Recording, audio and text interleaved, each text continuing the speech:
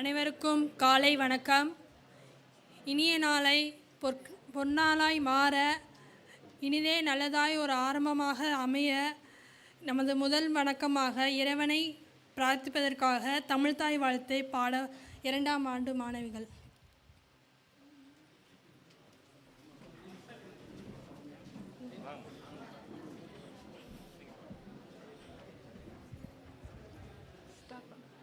நீயாரும் கடலொடுத்த நிலமடந்த கெளிலொழுகும் சீராரும் வதனமென திகழ் பரத கண்டமிடில் எக்கணமும் அதிசிறந்த திராவிடன திருநாளும் தக்த சிறை திரைமுழலும் தடித்தனவும் திலகமுமே அத்திலக வாசனை போல் அனைத்துலகும் இன்பமுற எத்திசையும் புகழ் மணக்க இருங்க பெரும் தமிழரங்கே தமிழரங்கே உன் சீரிழமை இறந்து செயல் மறந்து வாழ்த்துதுமே வாழ்த்துதுமே வாழ்த்துதுமே.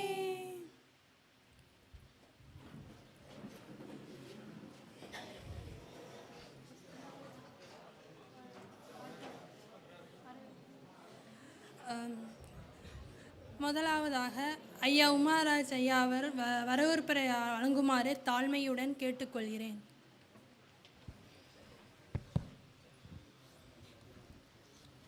அனைவருக்கும் வணக்கம். இந்த எங்களுடைய துறையினுடைய 4வது திட்டமாக இந்த பேச்சு மொழிக்கான தொழில்நுட்பம், அதுவும் குறிப்பாக தமிழ் மொழிக்கான பேச்சு மொழி தொழில்நுட்பம் என்ற தலைப்பிலே இங்கு 3 நாள் பயிற்சி பயிலரங்கை நடத்த திட்டமிட்டு அதற்கு நாங்கள் பலரையும் அணுகி பல பல்கலைக்கழகங்களிலிருந்து எங்களுக்கு நல்ல வரவேற்பு கிடைத்தது. அந்த வகையிலே இந்த பயிற்சியை தொடங்கி வைக்க தலைமையேற்று நடத்த பேராசிரியர் குமார் ஐயா அவர்கள் வந்துள்ளார்கள். அதுபோல் சிறப்புரை வழங்க சென்னை பல்கலைக்கழகத்திலிருந்து பேராசிரியர் தெய்வசுந்தரம் ஐயா அவர்கள் வந்துள்ளார்கள். அதுபோல் தொடக்க உரை நிகழ்த்த எங்கள் முன்னாள் பேராசிரியர் மற்றும் தஞ்சை தமிழ் பல்கலைக்கழகத்தினுடைய துணைவேந்தர் பேராசிரியர் கருணாகரன் ஐயா அவர்கள் வந்துள்ளார்கள். அதேபோல் பேராசிரியர் ரேணுகாதேவி அவர்கள் இந்த துறையினுடைய தலைவராகவும் இந்த புலத்தினுடைய தலைவராகவும் விளங்கியவர். அவரை நாங்கள் அழைத்திருந்தோம். அதுபோல் முன்னாள் தலைவர் பாரதியார் பல்கலைக்கழகத்தினுடைய மொழியியல் தலைவர் பேராசிரியர் முத்துகிருஷ்ணன் அவர்கள், எங்களுடைய புலத்தலைவர் பேராசிரியர் ஜெனிஃபா அம்மா அவர்கள், அதுபோல் அமெரிக்காவிலிருந்து தமிழ் அன்லிமிட்டட்னு சொல்லக்கூடிய ஒரு நிறுவனத்தை நடத்தி வரும் பேராசிரியர் சுகுந்தி நாடார் அவர்கள் வந்துள்ளார்கள். அதுபோல் எங்களுடைய துறையினுடைய சிண்டிகேட் உறுப்பினர் பேராசிரியர் முனியன் ஐயா அவர்களும் இந்த தொடக்க உரைக்கு பேச உள்ளார்கள். அனைவரையும், மேடையில் அமர்ந்திருக்கும் அனைவரையும் முதல் வணக்கத்தை தெரிவித்துக் கொள்கிறேன்.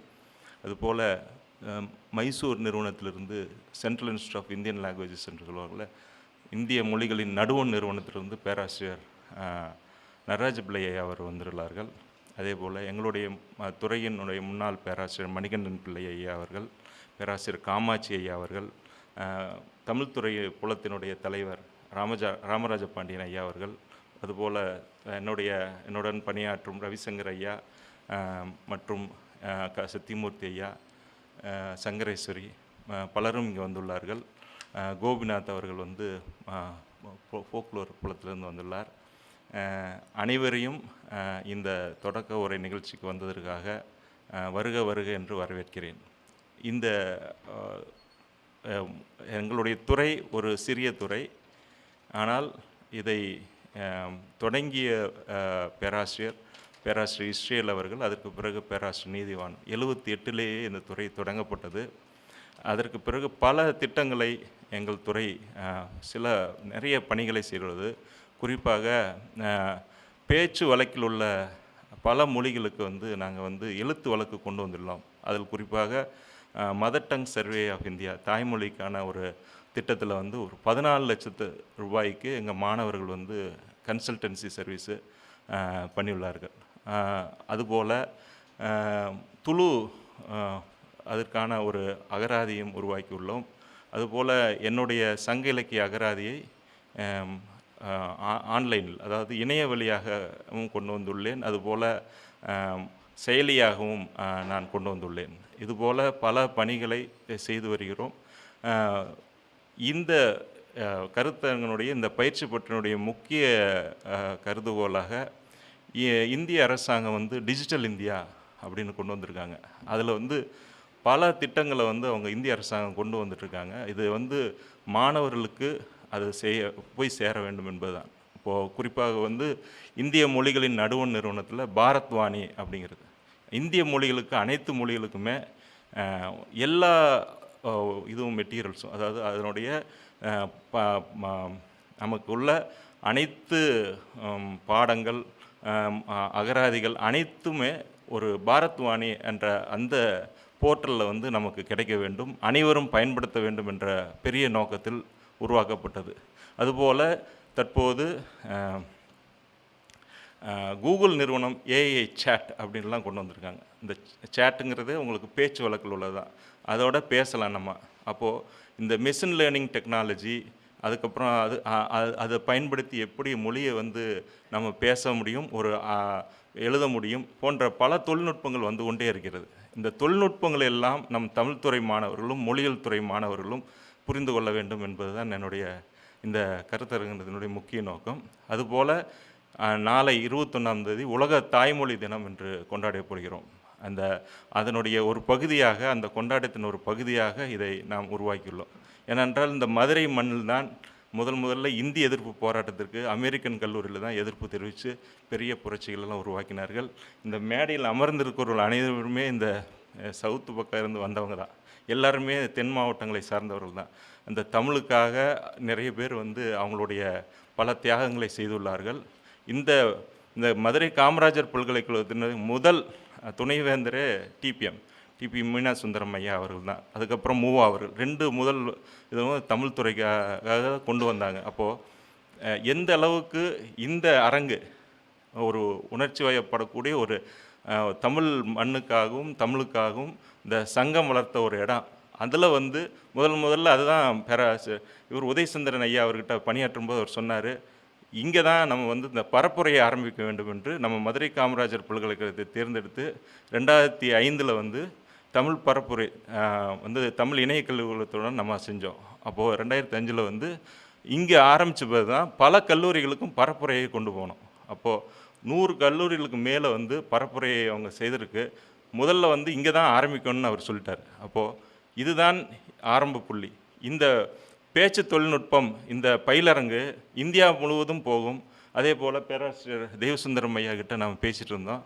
ஐஐடி நிறுவனம் வந்து மிகப்பெரிய ஒரு திட்டமாக பேச்சு மொழிகள் எல்லாத்தையும் அதை வந்து சேகரித்து ஒரு டிஜிட்டல் வடிவில் கொண்டு வந்து அதை பயன்படுத்தி நமக்கு வந்து பேச்சு மொழியிலிருந்து எழுத்து மொழிக்கும், எழுத்து மொழியிலிருந்து பேச்சு மொழிக்கும், அதே போல் ஒருத்தர் பேசினா அடுத்த மொழியில் வந்து மொழிபெயர்ப்பு செய்து இன்னொரு பேச்சாக வர வேண்டும்.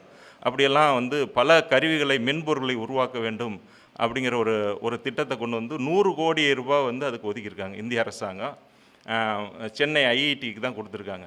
ஏன் வந்து அதில் நம்ம பங்கெடுக்கக்கூடாது? நம்ம மொழியியல் துறைக்காரங்க நம்மளுடைய இது தான் இருக்குது. இப்போ வந்து அவங்க வந்து என்ன தான் சொல்கிறாங்க, ஸ்பீச் டெக்னாலஜியில் ஸ்பீச் மாடலிங்னு சொல்கிறாங்க. ஐஐடியில் வந்து நீங்கள் பார்த்தீங்கன்னா ஃபஸ்ட்டு யக்ஞநாராயணன் இருந்தார் ஸ்பீச் டிபார்ட்மெண்ட்டில், அதுக்கப்புறம் வந்து ஹேமா மூர்த்தி வந்தாங்க, அதுக்கப்புறம் வந்து நாகராஜன் சார் வந்தார். இப்படி தொடர்ச்சியாக அவர்களுக்கு வந்து ஆட்கள் இருக்கிறார்கள். அந்த ஸ்பீச்சில் வந்து 3 ஐஐடின்னு போட்டு அவங்க வந்து தனியாக கன்சல்டன்சி பண்ணுறாங்க, நிறைய எக்ஸ்டென்ஷன் ஆக்டிவிட்டி பண்ணுறாங்க. அந்த மாதிரியான ஒரு நிறுவனம் நம்முடன் கைகோர்க்க வேண்டும். அதற்கு தான் பேராசிரியர் ஐயா அவர்களை அழைத்திருக்கிறேன். நம்ம வந்து பெரிய திட்டங்களை வந்து கொண்டு வரணும், பல மென்பொருள்களை உருவாக்க வேண்டும். குறிப்பாக வந்து நமக்கு வந்து பேச்சு மொழியிலிருந்து பேச்சு மொழிக்கு போகக்கூடிய கருவிகளை வந்து உருவாக்கக்கூடிய திறன் நம்முடைய கணினி அறிவியல் துறைக்கு இருக்கிறது. அதில் மொழி வந்து ஒரு மிகப்பெரிய பங்கு வகிக்கிறது. அதுதான் சொல்ல வந்தேன். ஸ்பீச் டெக்னாலஜியில் வந்து ஸ்பீச் மாடலிங் மாத்திரம் பண்ணால் போதாது. அக்வஸ்டிக் ஃபோனட்டிக்ஸில் அந்த அக்வஸ்டிக் மாடலிங்னு சொல்கிற மாதிரி அந்த மெஷின் வந்து நம்மளுடைய பேச்சுகளெல்லாம் உள்வாங்கி அதுவாக சிந்தசைஸ் பண்ணாலும் மொழியில் வந்து நிறைய சிக்கல்கள் இருக்கிறது. ஏன்னா மொழி வந்து தான் அது ஒரு கலாச்சாரத்தோட தொடர்புடையது, ஒரு பண்பாட்டுடன் தொடர்புடையது. மொழியை வந்து அதிலிருந்து பிரிக்க முடியாது. அப்போது ஒரு மொழியியல் வல்லுநர் தான் இதற்கான பல விதிகளை கொடுக்க வேண்டிய ஒரு சூழல் இருக்கான். உதாரணமாக எடுத்துக்கொண்டால் நம்ம பேச்சு மொழியில் ஒவ்வொரு வட்டார வழக்குலையும் பல சிக்கல்கள் இருக்கிறது. அதே போல் ஒவ்வொரு தொழில் வழக்குலையும் கடல் சார்ந்த இருக்கிறவங்களோட தொழில் வழக்கில் பல சிக்கல்கள் உள்ளது. அதே போல் மரபு சார்ந்த அறிவு அந்த பேச்சு வழக்கில் இருக்குது. இது அத்தனையுமே நம்ம வந்து செய்ய வேண்டிய ஒரு காலத்தின் கட்டாயம். அதனால் இந்த உலக தாய்மொழி தினத்தில் கொண்டாடுவது விதமாக இந்த பயிற்சி பற்றி நாங்கள் தொடங்கியுள்ளோம். அதற்கு வருகை தந்து எங்களை எல்லாம் சிறப்பித்த பேராசிரியர் குமார் ஐயா அவர்களை வருக என்று வரவேற்கிறோம். நான் எப்போவுமே போன தடவையும் அவரை பற்றி பாராட்டி பேசலை, ஆனால் அவருக்கு பிடிக்காது. அதனால் அவர் ஒரு சிறந்த மனிதர். எங்களுக்கெல்லாம் எப்போ போனாலும் செய்யுங்க, இப்போ சார் நான் தமிழ் பரப்புரை பண்ணுறேன், நாளைக்கே செய்யுங்க அப்படி தான் சொல்கிறாரு. எதுவுமே வந்து இல்லைன்னு சொல்கிறதே இல்லை. இதற்கு மேல் நான் சொல்ல வேண்டியதில்லை. எந்த துணைவேந்தருமே இந்த அளவுக்கு ஒரு டவுன் டு அந்த பாட்டம்னு சொல்கிறாங்களே, கீழே வந்து இறங்கி இந்த மாதிரியெல்லாம் பேச மாட்டாங்க. அந்த கர்வம் இருக்கும். அந்த கர்வம் எதுவுமே இல்லை. வாங்க உட்காருங்க, செய்கிறேன் சார்னா செய்யுங்க, நடத்துகிறேன்னா நடத்துகிறேன். இது வரைக்கும் 4 ப்ரோக்ராம் எடுத்திருக்கேன், எல்லாருக்குமே வந்துடுவார். எந்த இதுவுமே நிகழ்ச்சியை தட்டவே மாட்டார். நான் எப்போ கூப்பிட்டாலும் வருகிற எங்கள் துறையை வந்து மென்மேலும் உயர்த்த அவர்கள் உதவி தேவை. அவர்கள் கண்டிப்பாக செய்வார்கள் என்று நம்புகிறேன். அவர்களை எங்கள் துறையின் சார்பாகவும் எங்கள் சார்பாகவும் வருக என்று வரவேற்கிறேன். அதுபோல் முதல்ல வந்து எங்களுடைய துணைவேந்தர் பேராசிரியர் டிபிஎம் கிட்ட எல்லாம் இருந்து தான் வந்திருக்கார். பேராசிரியர் கருணாநிதியா அண்ணாமலை பல்கலைக்கழகத்தில், இங்கே வந்து பாரதியார் பல்கலைக்கழகத்தில் என்னுடைய துறை தலைவராக இருந்தார். 30 வருஷம் அங்கே பணியாற்றிய. அதுக்கப்புறம் அமெரிக்க பல்கலைக்கழகத்தில் தமிழ் போதிக்க அங்கே சென்றார் 10 வருஷம். அப்புறம் மலேசியா பல்கலைக்கழகத்தில் யூனிவர்சிட்டி ஆஃப் மலேயாவில் 10 வருஷம் வேலை பார்த்துட்டு மறுபடியும் இப்போ வயசு வந்து 82 ஆச்சு. நாங்கள் அழைச்சி அவர் கேரளா பல்கலைக்கழகத்துக்கு போயிட்டு வந்துட்டு இருந்தார். உடனே வருகிறேன் என்று ஒப்புதல் கொடுத்து ஒரு காரை பிடிச்சி வந்துட்டார். அந்த அளவுக்கு ஒரு ஈடுபாடு. என்னுடைய மாணவர் செய்கிறாரு இந்த பணி, நான் கண்டிப்பாக அவருக்கு ஊக்கமளிக்க வேண்டும் என்று வந்து எங்களுக்கெல்லாம் ஒரு மகானாக இருக்கும் பேராசிரியர் கருணாகரன் ஐயா அவர்களை வருக என்று பார்க்கிறோம். நான் வந்து தெய்வசுந்தர் ஐயா தான் சென்னை பல்கலைக்கழகம், சென்னைனாலே அவர் தான் சென்னை பல்கலைக்கழகத்தில் வந்து தமிழ் புலத்தில் வந்து முதல்ல தமிழுக்கான ஒரு மெல்பொருள் உருவாக்குனவர் அவர் தான். முதல்ல சாம்ஸ்கி தீரியை முதல்ல படித்தவர் அவர் தான். தமிழ் துறையாக இருந்தாலும் நாம் சாம்ஸ்கிங்கிறது தான் ஜீசஸ்க்கு அடுத்தபடியாக கோட் பண்ணுறவங்க. நாம் சாம்ஸ்கினால தான் இந்த கம்ப்யூட்டர் சயின்ஸில் ஆர்டிஃபிஷியல் இன்டெலிஜென்ஸே வந்ததுன்னு சொல்லலாம்.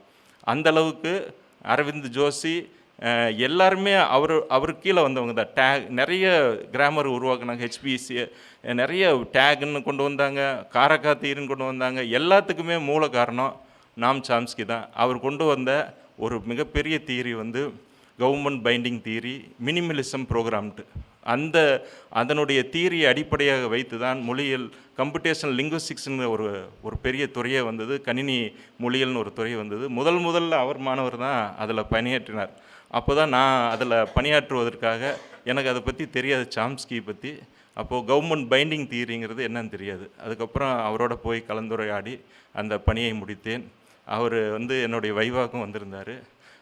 முதல்ல தமிழுக்கான மென்பொருள், தமிழ் ஸ்பெல் செக்கர், கிராமர் செக்கரை உருவாக்கியவர் அவர் தான். அவர் என்ன சொல்கிறாருன்னா, தமிழ் மொழிக்கு நான் எவ்வளோ உருவாக்கி வச்சுருக்கேன், ஆனால் நீங்கள் வந்து பயன்படுத்துறதில்லை அப்படிங்கிறாரு. அதுதான் ஏடிஎம்க்கு போனால் கூட நம்ம ஆங்கிலத்தில் தட்டச்சு செய்கிறோம். அப்போ எப்படி தமிழ் வாழும்? அப்போது இந்தி மொழியும் ஆங்கில மொழியும் தானே அதில் ஏடிஎம்மில் கொண்டு வருவாங்க அப்படிங்கிறாரு. அப்போது இதனுடைய பயன்பாட்டை அதிகரிக்க வேண்டும் என்று எல்லா தமிழ் வளர்ச்சித்துறையுடன் இணைந்து பல கல்லூரிகளிலுமே அவர் வந்து பயிற்சி பட்டறைகள் அனைத்துமே நடத்தி வருகிறார். இன்று கூடியிருக்க ஒரு சூழலில் வந்து இன்றைய சூழலில் வந்து தமிழ் மொழிக்கான ஒரு அங்கீகாரம் நமக்கு வேண்டுமென்றால் அனைவருமே தமிழில் தட்டச்சு செய்ய வேண்டும், பேச வேண்டும். இல்லைன்னா அந்த மெஷினுக்கு வந்து புரியாது. இங்கிலீஷும் தமிழும் சேர்ந்து சேர்ந்து பண்ணிங்கன்னா அந்த மெஷின் புரிஞ்சுக்காது. தமிழுக்கான மென்பொருளை வந்து கூகுள் நிறுவனம் விட்டுட்டு போயிடுவாங்க. அப்போது நம்ம தான் இதாக இருக்கணும். இந்திக்கு வந்துடும், மற்ற மொழிக்கெல்லாம் வந்துடும். தமிழ் மொழி வந்து டிஜிட்டல் வேர்ல்டில் வந்து நம்ம நிற்க முடியாது. அதற்கான ஒரு முயற்சியும் ஐயா எடுத்து வருகிறார். அதனால் தமிழ் வந்து நம்ம டிஜிட்டல் உலகில் இருக்கணும். தமிழில் வந்து சிந்தசைசர்ஸ் வேணும், தமிழ்லேயே வந்து நிரல்கள் வேண்டும், ப்ரோக்ராம் லாங்குவேஜ் வேணும், ப்ரோலாகு, பைத்தான் இதெல்லாம் தமிழ்லேயே எழுதியிருக்காங்க. கித்தாப் அப்படிங்கிற இதில் போனீங்கன்னா பார்த்தீங்கன்னா தெரியும். நம்ம ஊருக்கார பசங்க இல்லை, வெளிநாட்டில் இருக்கிற அமெரிக்காவில் வாழ்கிற தமிழர் பசங்க வந்து நிறைய பண்ணியிருக்காங்க, நிறைய டூல்ஸ் பண்ணியிருக்காங்க. அந்த டூல்ஸ் எல்லாத்தையும் அவர் பயன்படுத்தி புதிய சிந்தனையுடன் பல இன்றைக்கி கூட ஒரு புதுக்கு எடுத்து படிச்சுட்டு தான் இருக்கார் ப்ராபபிலிட்டியை பற்றி. ஸோ அவரும் இங்கே எங்கள் துறைக்கு வந்து எங்களை சிறப்பு செய்ததற்காக அவரை வருக என்று வரவேற்கிறோம். எங்களோட முன்னாள் பேராசிரியர் ரேணுகாதேவி ஐயா அம்மா வந்து மொழிபெயர்ப்பு துறையில் மிக சிறப்பாக பணியாற்றியவர். இந்த துறையை ஒரு அளவுக்கு அவர் இங்கேயே படித்து இங்கேயே வேலை வாங்கி இங்கேயே ஆசிரியராக இருந்து மறுபடியும் எங்களுக்கு உதவி செய்வதற்காக 2 லட்சம் ரூபாயை எங்கள் துறைக்காக கொடுத்துள்ளார். அதை பயன்படுத்தி தான் நாங்கள் அவரும் பசுமொன்னும் சேர்ந்து என்டோமெண்ட்டுக்காக கொடுத்தாங்க. மறுபடியும் ஏதாவது கேளுங்க, நாங்கள் கொடுக்குறோன்னு தான் சொல்கிறாங்க. இன்னும் ஏதாவது பண்ணுவோம், செய்வோம், உமாராஜ் நிறைய பண்ணுங்கன்னு சொல்லிகிட்டே இருக்காங்க. அவர்களையும் வருக என்று வரவேற்று மகிழ்வதில் மகிழ்கிறேன். அதே மாதிரி பேராசிரியர் ஜெனிஃபா அம்மா அவர்கள் எந்த திட்டமாக இருந்தாலும் கண்டிப்பாக செய்யுங்க சார், நான் வரோம் அப்படின்றவாங்க. நம்ம எப்போ கூப்பிட்டாலும் அவங்க மாணவர்கள் அனைவருமே இங்கே வந்து பங்கேற்றது ஒரு சிறப்புமிக்க நிகழ்ச்சி. அவர்களையும் வருக என்று வரவேற்று நிகழ்கிறேன். இவங்க வந்து சுகந்தி நாடார், உங்களுக்கு எல்லாருக்கும் தெரியும். அவங்க வந்து அமெரிக்காவில் இருந்தாலும் இந்தியாவுக்கு 6 மாதம் வந்து நம்மளுடைய இந்த தொழில்நுட்பம் நாங்கள்லாம் ஒன்றா தான் இணைஞ்சு அந்த இன்ஃபிட் என்ற ஒரு அமைப்பில் இருந்தோம். அதுக்கப்புறம் அவங்களே தமிழ் அன்லிமிட்டட்ன்ட்டு எடுத்துட்டாங்க. தமிழ் இணையக்கல்வி அதோடு சேர்ந்து நம்ம பரப்புரைன்னு சொல்கிறல்ல, தமிழ் பரப்புரைங்கிறது வந்து அலையன்ஸ் மாதிரி ஃப்ரான்ஸ் இந்த மற்ற லாங்குவேஜுக்கெல்லாம் எப்படி ஒவ்வொரு சென்டர் வச்சுருக்காங்களோ அதுபோல் ஐயா அவர்களும் அதுதான் கேட்டிருக்கார். பேராசிரியர் துணைவேந்தர் அதுதான் சொல்லிட்டுருக்கார். தமிழ் பரப்புரையை நீங்கள் வெளிநாடுகள்லேயும் செய்யணும், இந்திய அளவிலையும் செய்யணும், நம்ம தமிழ்நாட்டுக்குள்ளேயும் செய்யணும். ஏன்னா இந்தி வந்து ஒவ்வொரு வருஷத்துக்கும் 8 லட்சம் பேர் படிக்கிறான். ஆனால் தமிழுக்கு வந்து அது மாதிரியான ஒரு பிராத்மிக் படிக்கிறவோ இந்த மாதிரி எந்த இதுவுமே இல்லை. தமிழுக்கு அடிப்படை கல்வியை வந்து நம்ம கொடுக்கறதில்ல. ஏன்னா தமிழ் வந்து அழிஞ்சிரும், ஸ்போக்கனில் கொடுத்தா இதாயிரும் அப்படின்னு சொல்கிறாங்க. வெற்றி செல்வி அமெரிக்காவில் இருக்கிறவங்க என்ன சொல்கிறாங்க, என் பசங்க வந்து தமிழில் பேசினா போகுதுன்னு சொல்கிறாங்க. அப்போது இந்த முரண்பாடுகள் வந்து நம்ம தூக்கி வீசிட்டு நம்ம வந்து பரப்புரையை வந்து வேகமாக செய்ய வேண்டும். கண்டிப்பாக இந்த மொழியியல் துறை அதற்கு உறுதுணையாக இருக்கும். அவர்களோட ஒரு எம்ஓயும் கூட நாங்கள் போடலான் இருக்கோம். பரப்புரையை இன்னும் வேகப்படுத்த வேண்டும் என்று. அந்த வகையில் அவர்களும் வந்துள்ளார்கள். அவர்களையும் வருக என்று வரவேற்று எங்களுடைய சிண்டிகேட் மெம்பர் முனியன் ஐயா அவர்கள் மற்றும் பேராசிரியர் அனைவர்களையும் வருக என்று வரவேற்று நன்றி கூறி விடைபெறுகிறேன். நன்றி, வணக்கம். நன்றி ஐயா. இனிமையான வார்த்தைகளால், இனிமையான சொற்களால் எங்களை வாழ்த்தியமைக்கு ரொம்ப நன்றி. அடுத்ததாக சிறப்பு செய்யும் நேரம். Muniyan, welcome to Muniyan sir. Professor Jayakumar, wise chancellor sir, Madurai Kamaraj university Madurai has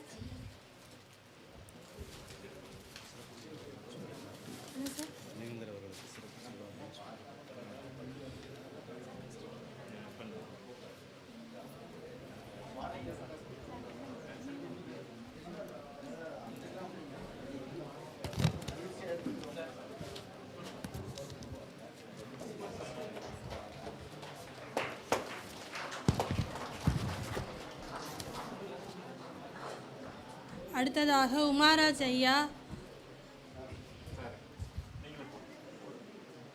Karunakaran Karunakaran சாருக்கு சிறப்புரை செய்யுமாறு அன்புடன் அழைக்கிறோம். எல்லாருக்குமே அவரே அடுத்ததாக எங்கள் குமாரசாமி ஐயா.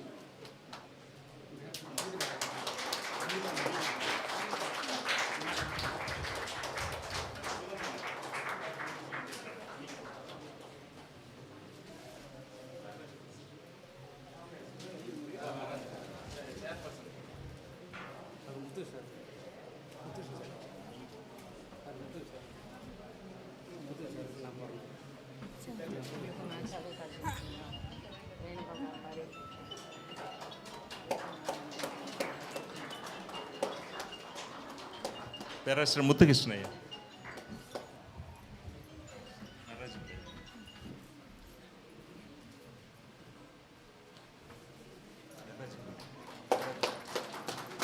ஐயா பேராசிரியர் நடராஜ பிள்ளை ஐயா அவர். அப்படியே நடராஜ பிள்ளை ஐயா கூப்பிடுறேன். எங்களுக்கு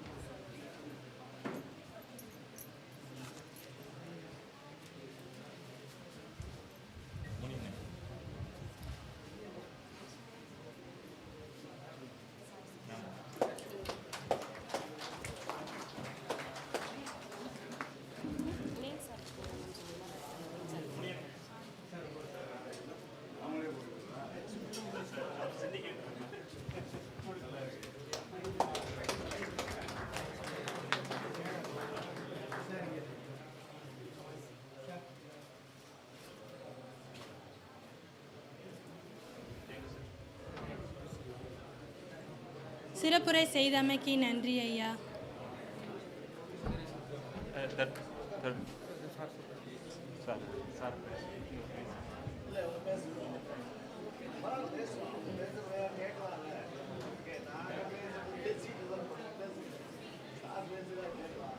எங்களுடைய பேராசிரியர் துணைவேந்தர், முன்னாள் துணைவேந்தர் தமிழ் பல்கலைக்கழகம் தஞ்சாவூர் அவர்களை அன்புடன் அழைக்கிறேன்.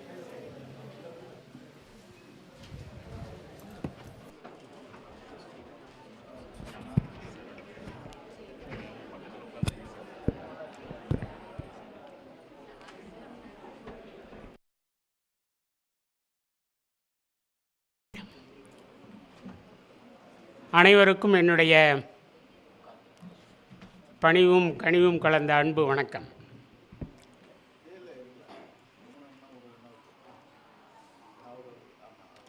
I think Dr. Umaraj has made a wonderful introduction about the growth of the Department of Linguistics of the Madurai Kamarajar University and its involvement for the past 40 or more years in undertaking a number of projects, programs in the development of not only the Tamil language but also the Dravidian languages in particular. And that too in the present day context, I think we have to depend more upon the language technology. Different type of technological advancements have taken place for the past 20 years or more. That includes speech technology also. respected and revered Vice Chancellor, sir, Dr. Devasundaram, former head of the Department of Tamil Language and Director of Computer Technology, with particular reference to language at the Madras University, Professor Renuka Devi, the former chairperson as well as head of the Department of Linguistics, my colleagues Dr. Muthukrishnan and the chairperson of the Department of Communication of this university, and Madam Dr. Suganti Nadar from USA, who is a well-wisher, not only well-wisher but also a good supporter for the development of linguistic studies in this part of the country by giving grants and also encouraging linguistic studies, those he is from United States of America. So we are really very happy. We have a number of senior linguists like Dr. Nadaraja Pillai and others. Thank you for all your support and encouragement. Tamil மொழி எத்தனையோ நூற்றாண்டுகளாக பயன்பாட்டிலே இருந்து வருகிறது. அதை பற்றிய ஆய்வுகளும் தொடர்ந்து வெளிவந்து கொண்டுதான் இருக்கின்றன.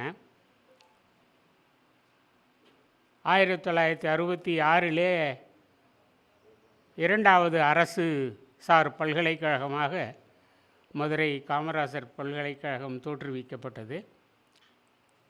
அந்த காலகட்டத்தில் நான் ஒரு ஆய்வு மாணவனாக PhD research at Annamalai university, அப்போ தான் நானும் ஒரு 1.5 ஆண்டு அப்போது அங்கே ஆய்வு மாணவனாக அங்கே இருந்த காலம்.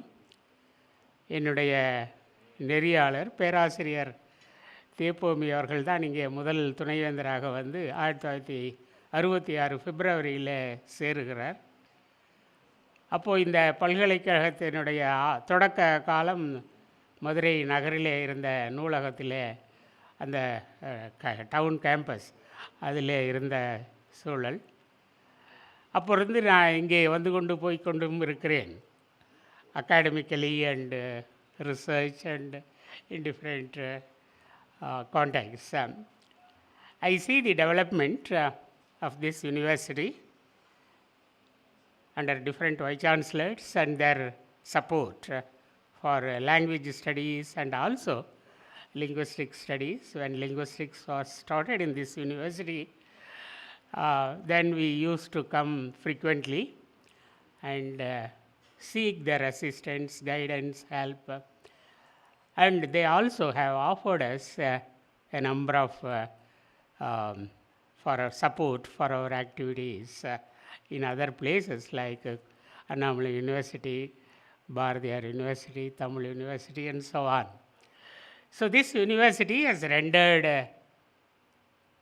indeed a great work for not only language development but also the use of the languages for different purposes. That is very important. We always talk about language and its tradition, heritage, and so on and so forth. They are all needed, but at the same time, we should see how the modern use is going on and how we can contribute through higher education.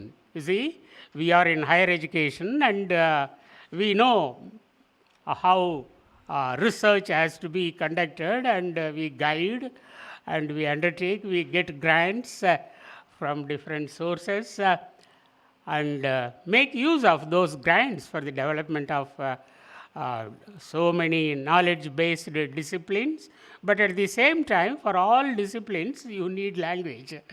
You see, without the guidance of language, it is not difficult to, இங்கே உமாராஜ் பேசும்போது சொன்னார் பரப்புரை அது இதுன்ட்டு, அதுக்கு எல்லாமே language சரியாக இருக்கணும். Then only, you can undertake this kind of propagation and popularization of our knowledge for different purposes. Not only linguistic knowledge, but also communication knowledge is very important. I am really very happy that this is the university where linguistics and communication are collaborating. I think it is needed. You see, language without communication or communication without language, nothing.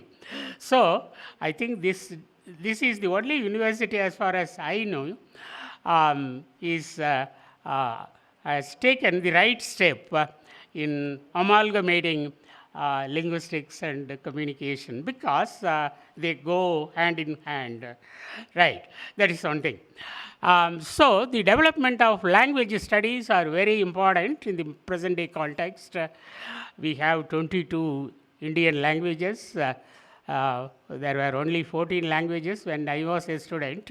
Now we have increased the number of recognized Indian languages, 22 languages. We have to make use of these languages. We are making use of these languages, our own languages, for different purposes, especially for educational purpose, very important. Then administrative purpose, equally important, and also the media, right? Leave alone science and technology, this and that. But these three areas are very important for human beings in their everyday life, day-to-day life. So we have to develop our languages. We have to take these languages to people and see that they start using it, not only using it, but also they are benefited out of it. That should be our aim, motto. In the development of languages. Without language, proper communication, it is not easy to take away your knowledge to the people, to different sections of the larger community. That also is needed, not simply within the university. We should come out and we should see that our knowledge is propagated and popularized and also made use of by people. Then only, people will appreciate. எனக்கு நன்றாக நினைவு இருக்கிறது, ஒரு காலத்தில் பல்கலைக்கழகத்திற்கு உள்ளே வருவதற்கு கூட ஐயோ அந்த இடத்துக்கு நாம் என்ன பண்ண போகிறோம் என்று நினைத்தவர்கள் எல்லாம் உண்டு. ஆனால் இப்போ பார்க்குறோம், கொடியை பிடித்து கொண்டு வருகிறார்கள், அங்கே வந்து மிரட்டுறாங்க, எல்லாம் செய்கிறார்கள். துணைவேந்தர் அவர்களுக்கு நான் ஏதோ இல்லாததை சொல்லவில்லை. சில நேரங்களில் போனால் ஏதாவது நம்ம ஒரு செமினார் கான்ஃபரன்ஸை பற்றி ஒரு ஃப்ளெக்ஸ் போர்டு வச்சுருந்தா, அந்த ஃப்ளெக்ஸ் போர்டில் அவனுக்கு எதுவும் பிடிக்கலையோ உடனே கேள்விகள் தொடங்குது, வந்து சண்டை போட ஆரம்பிக்கிறாங்க. Not understanding what exactly it is. அந்த மாதிரி சூழலை நாம் பார்க்குறோம். அதனால் யாரையும் நாம் ஏமாற்றுகிறோமோ இல்லையோ அதெல்லாம் வேறு விஷயம். ஆனால் பலர் நம்ம ஏமாற்ற தொடங்கி இருக்கிறார்கள். உயர்கல்வி என்பது இதுதான். இதற்காகத்தான் இந்த பல்கலைக்கழகம் இருக்கிறது, இதைத்தான் நாங்கள் செய்கிறோம் என்ற துணிச்சலோடு நாமும் போராட வேண்டிய காலகட்டத்தில் இருக்கிறோம். இதை நான் குறிப்பிடுவதற்கு காரணம், பல்கலைக்கழகங்களில் தலையீடு இருக்கக்கூடாது. அப்படி இருந்தால் அது அந்த பல்கலைக்கழகங்கள் என்ன ஆகுங்கிறது உங்களுக்கு தெரியும். அதனால் நமக்குள்ள சில உரிமைகள் அந்த கல்வி சூழலிலே, ஆய்வு சூழலிலே அது நமக்கு கிடைக்க வேண்டும். அதற்காக நாம் ஆசிரியர்கள், மாணவர்கள், ஆய்வாளர்கள் எல்லோரும் ஒன்றிணைந்து பாடுபட வேண்டும். நான் ஒன்றும் போராட சொல்லலை, பாடுபட வேண்டும். நாம் நம்முடைய முயற்சியால் சிலவற்றை எல்லாம் வெளியிலே கொண்டு செல்ல வேண்டும். பல்கலைக்கழகங்கள், மதுரை பல்கலைக்கழகத்திற்கு எப்படி பெயர் வருகிறது என்றால் அவர்களுடைய ஆய்வு, அவர்களுடைய விரிவாக்க பணி. You see, extension activities and other activities for the development of the society. So, kadasile edu benefited, society is benefited. So, that's why, we are all doing giving our knowledge, taking our knowledge to the people, for the people, right. எப்படி அதெல்லாம் சொல்லுவாங்களோ, டெமோக்ரஸிங்கிறது அது இதுன்றெல்லாம் சொல்கிற மாதிரி, we are for the sake of development of education, but also for through education we try to develop the society. எத்தனை சயின்டிஸ்ட்களை உருவாக்கி இருக்கிறோம், number of scientist, number of experts in different domains. ஒரு 40 துறைகள் மட்டுமல்ல, ஃபேக்கல்ட்டிஸே இப்போது ஒரு 10-12 ஃபேக்கல்ட்டிஸ் யூனிவர்சிட்டிஸில் இருக்கிறதை நாம் பார்க்குறோம். Number of new additions coming into because of the development of knowledge in different discipline, interdisciplinary research, multidisciplinary research and so on. எனக்கு நன்றாக தெரியும், மொழியியல் ஒரு காலத்தில் சும்மா டிஸ்கிரிப்டிவ், கம்பேரிட்டிவ், ஹிஸ்டாரிக்கல் அப்படின்னு இருந்தது. இப்போது என்னால் அதை நினைத்து கூட பார்க்க முடியவில்லை. அந்த டெவலப்மெண்ட் ட்ரெடிஷ்னல்லிருந்து எவ்வளவு அட்வான்ஸ்டாக வந்திருக்கிறோம் அப்படிங்கிறத பார்க்கும்போது உண்மையிலேயே பிரமிக்க வைக்கிறது. Linguistics is advanced because of science, because of social sciences, and linguistics is the only discipline in humanities and social sciences which have wider contact and interacts with different disciplines. The interdisciplinary research பார்த்தீங்கன்னா, linguistics and other disciplines, nearly 17 faculty departments of knowledge, disciplines of knowledge participate in the linguistic research. Why? Because it is not only easy for them to come into our fold, because we talk only about the truth. Whatever in language, it is exhibited, right? We don't say any ஏற்கத்தகாத இதையெல்லாம் நாம் சொல்லுவது இல்லை. இது தான் எங்கள் மொழியிலே இருக்கிறது, இப்படித்தான் அது இருக்கிறது, அதனுடைய பயன்பாடு இப்படித்தான் சென்று கொண்டு இருக்கிறது என்பதை தெளிவாக நாங்கள் சொல்கிறோம். அதனால தான் மொழியியல் என்றாலே இந்த அறிவியல் துறை சார்ந்த கொள்கைகள், கோட்பாடுகள் அனைத்தையுமே மொழியியல் உள்வாங்கிக் கொண்டு அவற்றை முறையாக செயல்படுத்த தொடங்கி இருக்கிறது என்றால் அது இந்த நூற்றாண்டு போன நூற்றாண்டின் பிற்காலத்திலேயே இது ஆரம்பமாகியது. அந்த தொடர்ச்சி இன்று வளர்ந்து கொண்டிருக்கிறது. ஒரு காலத்தில் கம்ப்யூட்டேஷனல் லிங்குவிஸ்டிக்ஸை நாங்கள் கொண்டு வந்த போது இது எப்படி முடியும் என்றெல்லாம் கேள்வி கேட்டவர்கள் இருக்கிறார்கள்.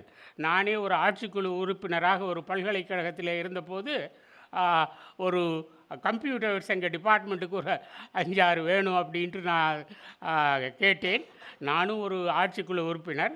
ஆனால் சில ஆட்சிக்குழு உறுப்பினர்கள் முன்னால் இருந்து கேட்டாங்க, உங்களுக்கு எதுக்கு கம்ப்யூட்டர் அது இதெல்லாம், what are you going to do அப்படி இப்படின்ட்டு கேள்வி கேட்டவர்கள்லாம் இருக்கிறார்கள். எனக்கு அப்போது ரொம்ப கோபம் வந்தது. ஆனாலும் அப்பொழுது பக்கத்தில் இருந்த துணைவேந்தர் சொன்னார், நீ இங்கே இருங்க, நான் பதில் சொல்கிறேன் என்று அவர்கள் அதை சமாளித்து அவர்களுக்கு பதில் சொன்னார்கள். அப்படி கேட்ட காலம் உண்டு. ஆனால் அது உண்மை அல்ல என்பது இப்பொழுது எல்லாருக்கும் தெரியும்.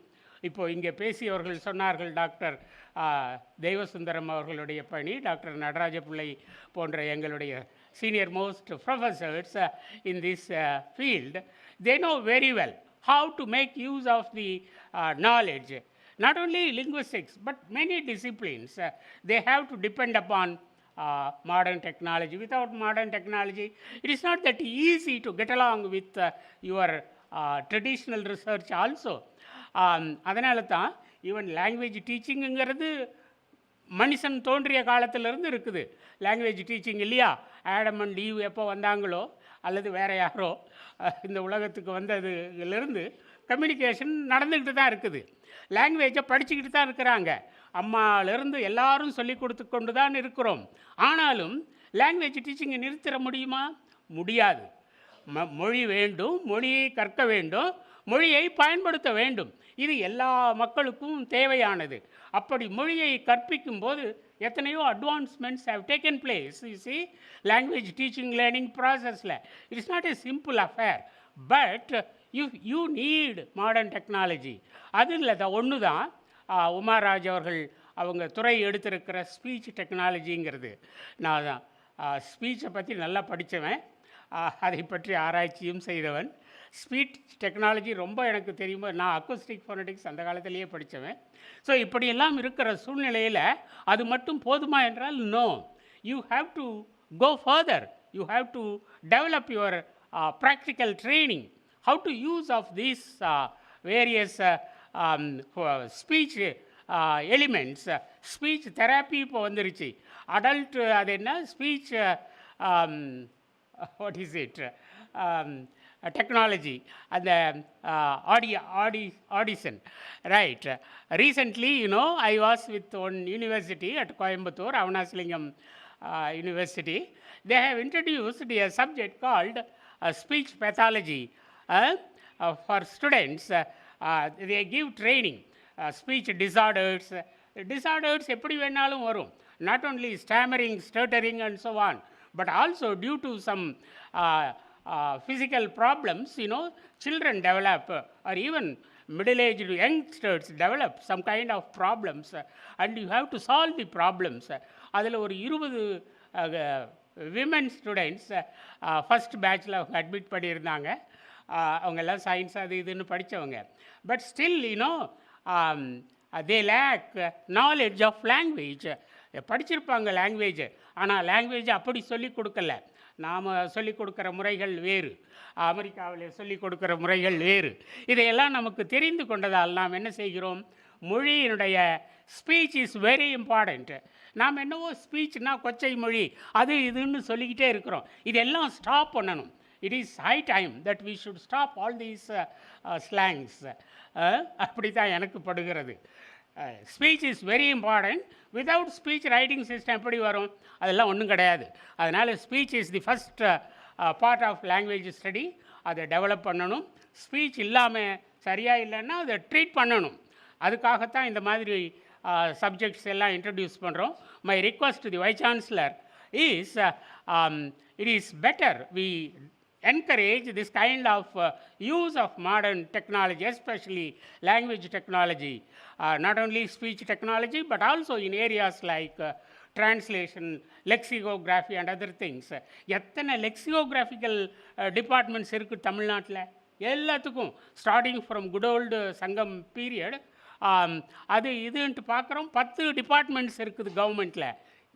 அவுட்கம் என்ன அப்படின்னு பார்க்கும்போது really it is not that encouraging. You see, they should make use of good experts. Vice chancellor sir சொல்லணும் கவர்மெண்ட்டுக்கிட்ட. நாங்களும் சொல்லிக்கொண்டு தான் இருக்கிறோம். ஆனால் நாங்கள் சொல்வதை விட உங்களை போன்ற தலைவர்கள் சொன்னால்தான் அது எடுபடும். காரணம், அது உள்ள உரிய வகையில் உங்களால் அவற்றையெல்லாம் செய்ய முடியும் என்பது என்னுடைய கருத்து. அது ஒரு வேண்டுகோளாகவே நீங்கள் எடுத்துக்கொள்ளலாம்.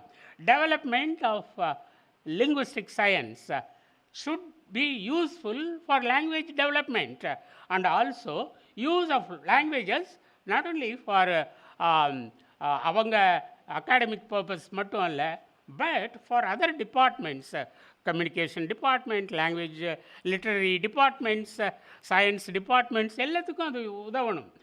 Lakhs and lakhs of technical terms we are using, we are creating and we are bringing them to use. But எத்தனை பேர் அதை யூஸ் பண்ணுறோம்? இல்லை. எத்தனை டெக்ஸ்ட் புக்ஸ் வந்துருக்குது? அதுவும் ரொம்ப குறைவு. இப்போ எழுதுகிற ஆற்றல் இல்லை என்று நான் சொல்ல மாட்டேன், ஆற்றல் குறைந்து வருகிறது. ரீசெண்டாக பப்ளிகேஷன்ஸை நீங்கள் எடுத்து பாருங்கள். தமிழில் எத்தனை வந்திருக்கு, தெலுங்குல எத்தனை வந்திருக்கு, கன்னடத்தில் எத்தனை வந்திருக்குன்னு பாருங்கள். இல்லை. ஆனால் ஹிந்தியில் வந்துக்கிட்டே இருக்குது. ரொம்ப மறந்துடக்கூடாது. டாமினேஷன் இப்படித்தான் வரும். ஒரு காலகட்டத்தில் எல்லாமே அதாக இருக்கும். நம்ம மொழிகள் எங்கேயும் இருக்காது. சும்மா வீம்புக்கு ஏதாவது செய்து கொண்டு இருக்கக்கூடாது. we should develop our languages and bring it to them to use. அதை பயன்படுத்த வேண்டும். பயன்படுத்துவதற்கு மெட்டீரியல்ஸ் வேண்டும். Material production is another important area which we have neglected, right? அதையும் செய்யறதில்லை. அதை உரிய முறையில் பயன்படுத்துவதும் இல்லை. இதெல்லாம் அன்றாடம் நாம் பார்க்கிறோம். அதனால தான் என்னுடைய வேண்டுகோள், அரசு நிலையிலேயும் சரி, பல்கலைக்கழக உயர்கல்வி நிலையிலேயும் சரி, ஆய்வு நிலையிலேயும் சரி, மொழிகளை பயன்படுத்துவதற்கு உரிய வாய்ப்புகளை நாம் உருவாக்கி கொடுக்க வேண்டும். Mother tongue teaching, teaching through mother tongue, that is very important. யாரும் மதர் டங்கை வேண்டாம்னு சொல்ல மாட்டாங்க. மதர் டங்கில் படிக்கிறதுல என்ன குறை இருக்கும், குறைகள் இருக்கும், அவற்றை எல்லாம் நாம் we have to set right. 3 நாளைக்கு முன்னாடி கூட டிராவிடியன் லிங்குவிஸ்டிக்ஸ் பாடியில் நான் திருவனந்தபுரத்திலே பேசினேன். அது என்னுடைய ஹானரரி சேர்பர்சனாகவும் நான் இருக்கிறேன்.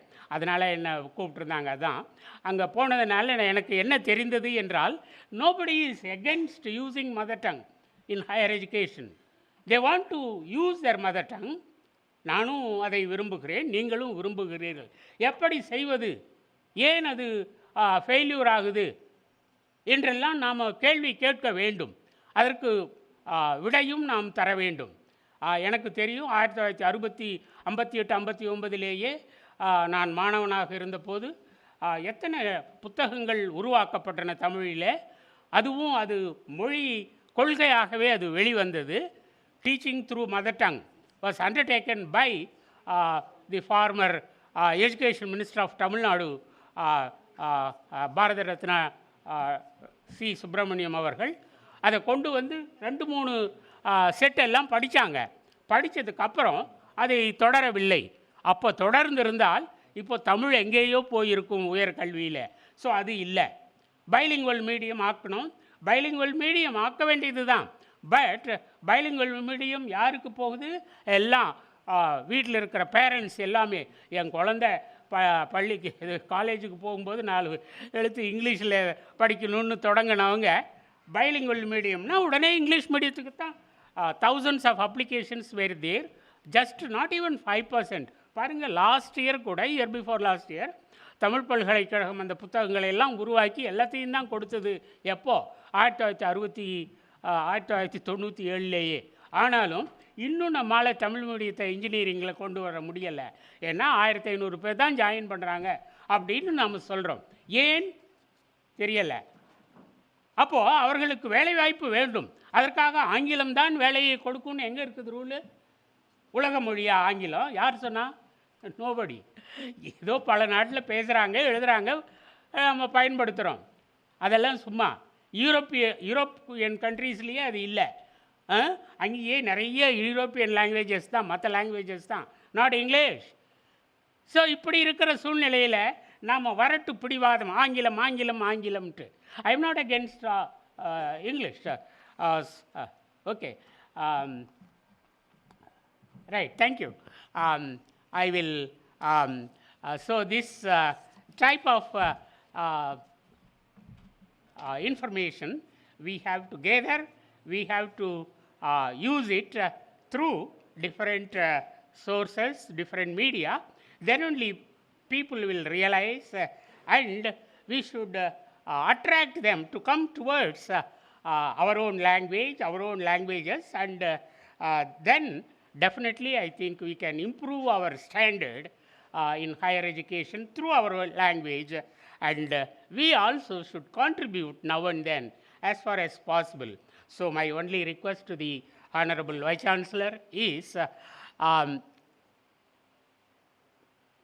we should give importance to language and communication through modern technology, language technology of different types. One type of technology is speech technology. எதுவும் ஸ்பீச் சரியாக இல்லைன்னா மற்றதெல்லாம் ரொம்ப புவராயிரும். அதனால் we should give importance to speech and see that our children, students, learners, beneficiaries use language in the proper way, right? அதை தாய்மொழியாக பயன்படுத்த வேண்டும், உரிய முறையிலே பயன்படுத்த வேண்டும். அதனால் எழுத வேண்டும், படிக்க வேண்டும். அதனால் இந்த language skill development is important. That also can be brought into force through technology. So thank you for this opportunity. I am very happy to deliver this address. Though I have taken little more time, I excuse me to pardon me for the time taken I request the Vice Chancellor to excuse for this. Thank you very much.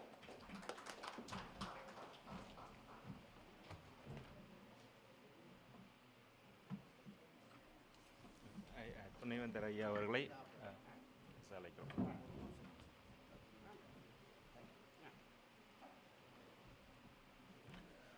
வணக்கம், அனைவருக்கும் வணக்கம்.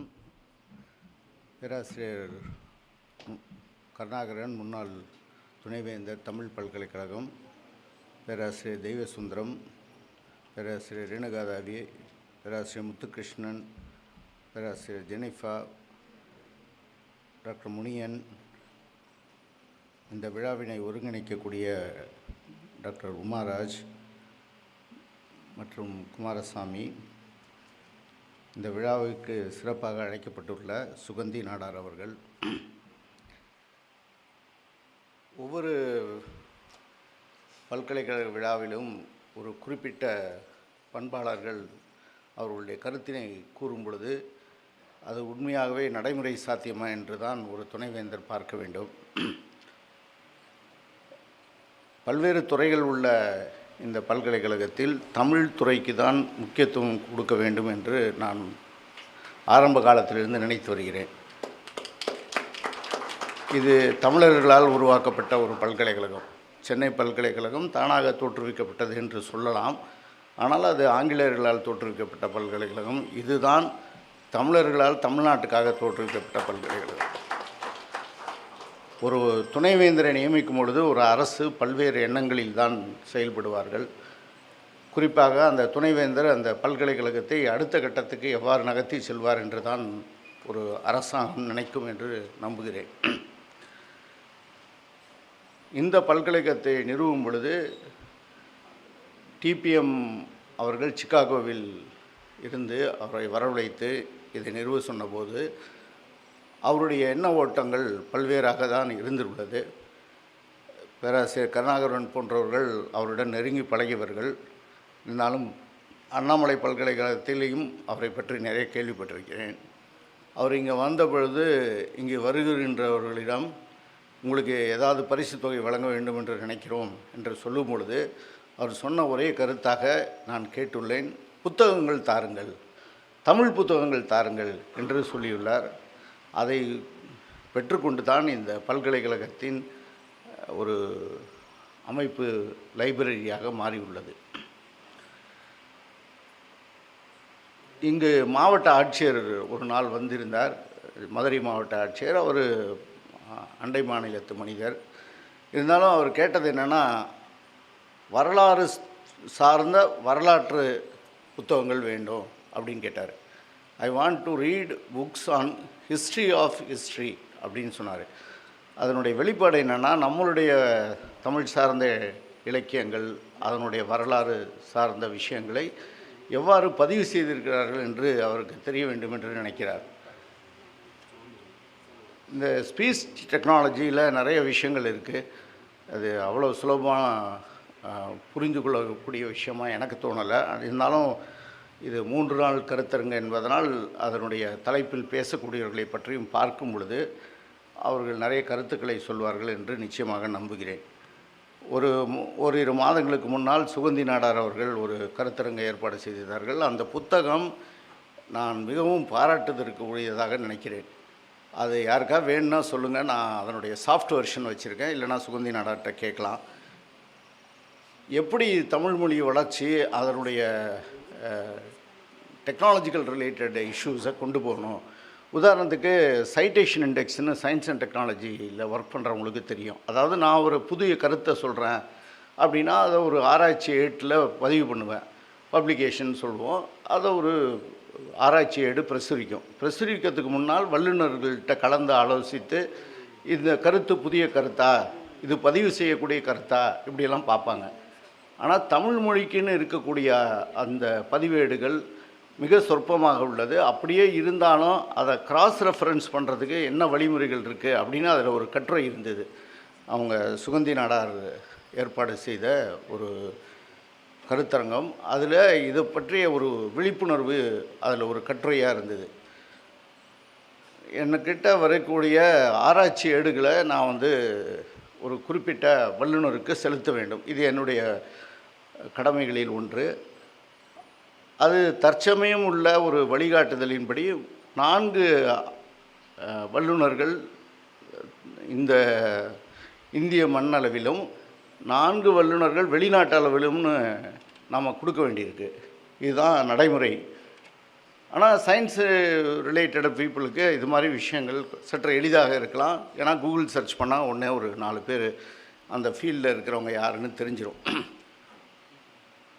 தமிழ் சார்ந்த விஷயங்களில் என்ன பண்ணுறாங்கன்னா, இதை ஒரு குறையெல்லாம் நான் சொல்லலை, இருக்கின்ற நடைமுறை சிக்கல்களை சொல்கின்ற நீங்கள் பெரிய வல்லுநர்கள்லாம் இருக்காங்க. இதை சற்று கலந்து ஆலோசிக்கணும். இங்கே இருக்கிறவங்களும் இருக்காங்க.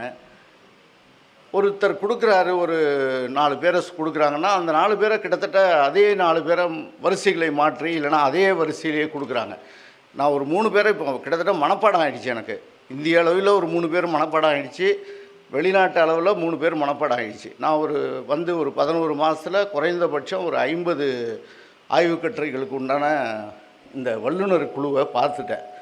அதில் ஒரு 3 பேர் தொடர்ச்சியாக எல்லா வல்லுநர் குழுவிலையும் இடம்பெறுகிறார்கள். மேபி அவங்க உண்மையாலுமே ஒரு பெரிய அறிவு சார்ந்த மனிதர்களாக இருக்கணும். இல்லைன்னா நாம் செய்யக்கூடிய கருத்துக்களுக்கு அவங்க மட்டும்தான் முடிவு சொல்ல முடியுன்ற ஒரு நிலையாக கூட இருக்கலாம். இது ஒரு செயல்முறை சிக்கல். இதில் ஒரு மாறுபட்ட சிந்தனையாக ஆராய்ச்சி கட்டுரைகளை எவ்வாறு வடிவமைப்பது, எவ்வாறு அதனை வழிகாட்டுதலின்படி அங்கீகாரம் பெறுவது என்பது ஒரு பெரிய பெரிய விஷயம். இதையும் நீங்கள் இதில் யோசிக்கலாம். ஸ்பீச் டெக்னாலஜிங்கிறத ஏனோ ஒரு வகையில் நாம் அதை சரியாக அங்கீகரிக்கலை. உதாரணத்துக்கு நம்மளுடைய தேர்வு முறையை எடுத்துக்கோங்க. தேர்வு முறையில் சார் ரொம்ப பேசும்போது சொன்னாங்க, ஆங்கிலத்தை தவிர மற்ற மொழிகள்லாம் இருக்குது. எனக்கும் தெரியுது, சைனா மொழி ஒரு பிரசித்தமான மொழி, அதே மாதிரி அரபு மொழி உலகத்தில் பெரிய அணைகள் பேசுகிறாங்க. ஆனால் ஆங்கிலம் தான் நடைமுறைகளுக்கு ஏற்றதாக இருக்கிறது. அதை தாண்டி பெரிய விஷயங்களும் இருக்குது. அது பொருளாதார அடிப்படையை சார்ந்த விஷயம், அதெல்லாம் இருக்குது. கிரேக்க மொழி தான் முதல்ல ஆரம்பத்தில் பயன்படுத்தணும். இதெல்லாம் எல்லாருக்கும் தெரிஞ்ச விஷயந்தான். ஆனால் இன்றைக்கி நடைமுறைக்கு என்ன இருக்குது அப்படிங்கிறத தான் பார்க்கணும். இந்த ஸ்பீச் டெக்னாலஜியை பொறுத்த மட்டும் நாம் இன்றைக்கி செய்யக்கூடிய தேர்வு அங்கீகாரம் அல்லது எக்ஸாமினேஷன் சார்ந்த ஒரு ரிசல்ட்டை வெளிப்படுத்தும் பொழுது எழுதப்பட்டதுக்கு தான் நம்ம மார்க்கு அல்லது ஒரு அங்கீகார முறையை வச்சுருக்கிறோம். எழுத்து முறை தேர்வுக்கு தான் அங்கீகாரம் வச்சுருக்கிறோம். ஆனால் நான் இத்தாலியில் நீண்ட காலம் இருந்தவன். அங்கே இருக்கிற அணுகுமுறையில் அதே மாதிரி ஜெர்மனில் சார் சொன்னபடி இன்க்ளூடிங் யூஎஸ், அவங்க எழுத்து முறை தேர்வு இருந்தாலும் அவங்களுக்கு வாய்மொழி தேர்வுக்கு தான் அங்கீகாரம். அதாவது நான் ஒரு பாடத்தில் ஒரு மாணவனாக அமர்ந்திருக்கிறேன். அந்த பாடத்திட்டத்திலே அந்த ஆசிரியர் முடித்த பிறகு அவர் ஒரு தேர்வு எழுத சொல்லுவார். அந்த தேர்வு நம்ம எழுதிக்கிட்டு இருக்கிற அந்த இன்டர்னல் அசஸ்மெண்ட் மாதிரியும் இருக்கும். ஆனால் அப்படிங்கிறது, அதாவது கடைசியாக ஒரு மாணவனுக்கு கிடைக்கக்கூடிய அங்கீகாரம் எங்கே கிடைக்கிதுன்னா, அவரும் அந்த ஆசிரியரும் சேர்ந்து அமர்ந்து ஒரு குறிப்பிட்ட நேரம் தேதி எல்லாம் 2 பேரும் சேர்ந்து தான் முடிவு பண்ணுவாங்க. இங்கே நம்ம டைம் டேபிள் போடுறோம். ஏன்னா இங்கே நடைமுறை சிக்கல்கள், ஒரு 200 மாணவர் இருக்கும் பொழுது ஒவ்வொருத்தருக்கும் ஒரு டேட் போட முடியாது. இந்த மாதிரி நடைமுறை சிக்கல் இருக்குது. ஆனால் அதை தாண்டி எழுத்து முறை தேர்வை தாண்டி வாய்மொழி தேர்வுக்கு தான் அங்கே அங்கீகாரம். அதனால் கடைசியாக இறுதியாக அந்த ஆசிரியர் அந்த மாணவருடன் உரையாடுவார். அதில் சில நேரம் அந்த ஆசிரியர் ஒரு குழுவை கூட நியமித்து கொள்வார். அந்த ஆசிரியருடைய முடிவு தான். அவர் டிபார்ட்மெண்ட்டோ இல்லை யூனிவர்சிட்டியுடைய கண்ட்ரோலரோ இதெல்லாம் யாரும் அங்கே ஒன்றும் சொல்ல முடியாது. அந்த ஆசிரியர் சொல்வார், நீங்கள் ஒரு மாணவியை பார்த்து நீங்கள் நாளை காலையில் 11 மணிக்கு நாம் 2 பேரும் தேர்வு வச்சுக்கலாம், வாய்மொழி தேர்வு. 11 மணிக்கு அவங்க வந்துடுவாங்க. அதுக்கு ஒரு டைம் ஃப்ரேம் கிடையாது. 11 மணிக்கு வந்தால் 11:10க்கு என்ன விட்டுருங்க, அடுத்து 11:20க்கு அவர் வரட்டும்லாம் சொல்ல முடியாது. 11 மணிக்கு ஆரம்பித்தா 12 மணிக்கு முடியலாம், மத்தியானம் 2 மணிக்கும் முடியலாம். அவர் ஒருத்தராக இருந்தும் தேர்வு செய்யலாம், 4 பேரை சேர்த்து கொண்டும் தேர்வு செய்யலாம். இந்த வாய்மொழி தேர்வு இங்கே வர வேண்டும் என்று நான் உறுதியாக நம்புகிறேன். இதை நான் முதல்ல இங்கே பதவியேற்ற உடனே எல்லா பேராசிரியர்களையும் வச்சுட்டு தான் சொன்னேன். இதில் நடைமுறை சிக்கல்கள் இருக்குது. இங்கே எனக்கு ஒரு குறிப்பிட்ட நபர் சொன்னார், சார் நீங்கள் பாட்டுக்கு இது மாதிரிலாம் கொண்டாந்துறாதீங்க. ஏன்னா எப்போயுமே இங்கே இருக்கிற நம்மளுடைய எண்ணம் என்னென்னா, நம்ம ஒரு கருத்தை சொன்னோம்னா உடனே அதுக்கு எதிர்கருத்து ஈஸியாக வந்துடும். உடனே சொன்னார், சார் நான் தயவுசெய்து இது மாதிரிலாம் திங்க் பண்ணிடாதீங்க, இதெல்லாம் செஞ்சிடாதீங்க, அதெல்லாம் நீங்கள் இருந்த நாட்டுக்கு ஒரு நடைமுறைக்கு சாத்தியம். இங்கே பல்வேறு சமூகத்தினர் இருக்காங்க, பல்வேறு அமைப்பினர் இருக்காங்க. ஒரு பையனுக்கு மார்க் கம்மியாக போட்டால் இல்லை ஒரு பொண்ணுக்கு அதிகமாக மார்க் போட்டால் அது பெரிய பிரச்சனையை உருவாக்கிடும். இதெல்லாம் எல்லா துணைவேந்தருக்கும் தெரியக்கூடிய விஷயந்தான். தெரியாமல் நான் ஒரு கருத்தை சொல்லலை. ஆனால் இதே நாட்டில் ஒரு பேராசிரியர் ஹிஸ்ட்ரி ப்ரொஃபஸர் ஒருத்தவங்க வந்தாங்க, டாக்டர் நகர்குடிக்கு தெரியும், டெல்லி பல்கலைக்கழகத்திலேருந்து வந்திருந்தாங்க. அவங்க சொன்னாங்க, அவங்க இதை history department of that university in Delhi அவங்க இதை நடைமுறை சாத்தியமாக்கிக்கிட்டு இருக்காங்க. அவங்க இறுதி தேர்வுங்கிறது ஒரு கலந்துரையாடல் சார்ந்த தேர்வாக தான் நடத்துகிறாங்க. இங்கேருந்து தான் இந்த மாதிரியான ஸ்பீச் டெக்னாலஜிக்கெலாம் அங்கீகாரம் கிடைக்குமே ஒழிய, நம்ம பேசிக்கிட்டே டூல்ஸ் ரெடி பண்ணுறோம். மைக்ரோசாஃப்ட் கொண்டாந்துருக்க சாட் ஜிபிடி, கூகுள் கொண்டாடுற பார்டு, இதெல்லாம் என்ன தூக்கி சாப்பிட்றோம். நேற்று ஒருத்தர் சொன்னார், விவேகானந்த கல்லூரியுடைய பிரின்சிபல் சொன்னார், சார் சாட் ஜிபிடி ஆர்டிஃபிஷியல் இன்டெலிஜென்ஸ்னால மனிதனை சாப்பிடுவேன். அதெல்லாம் சாப்பிடாது.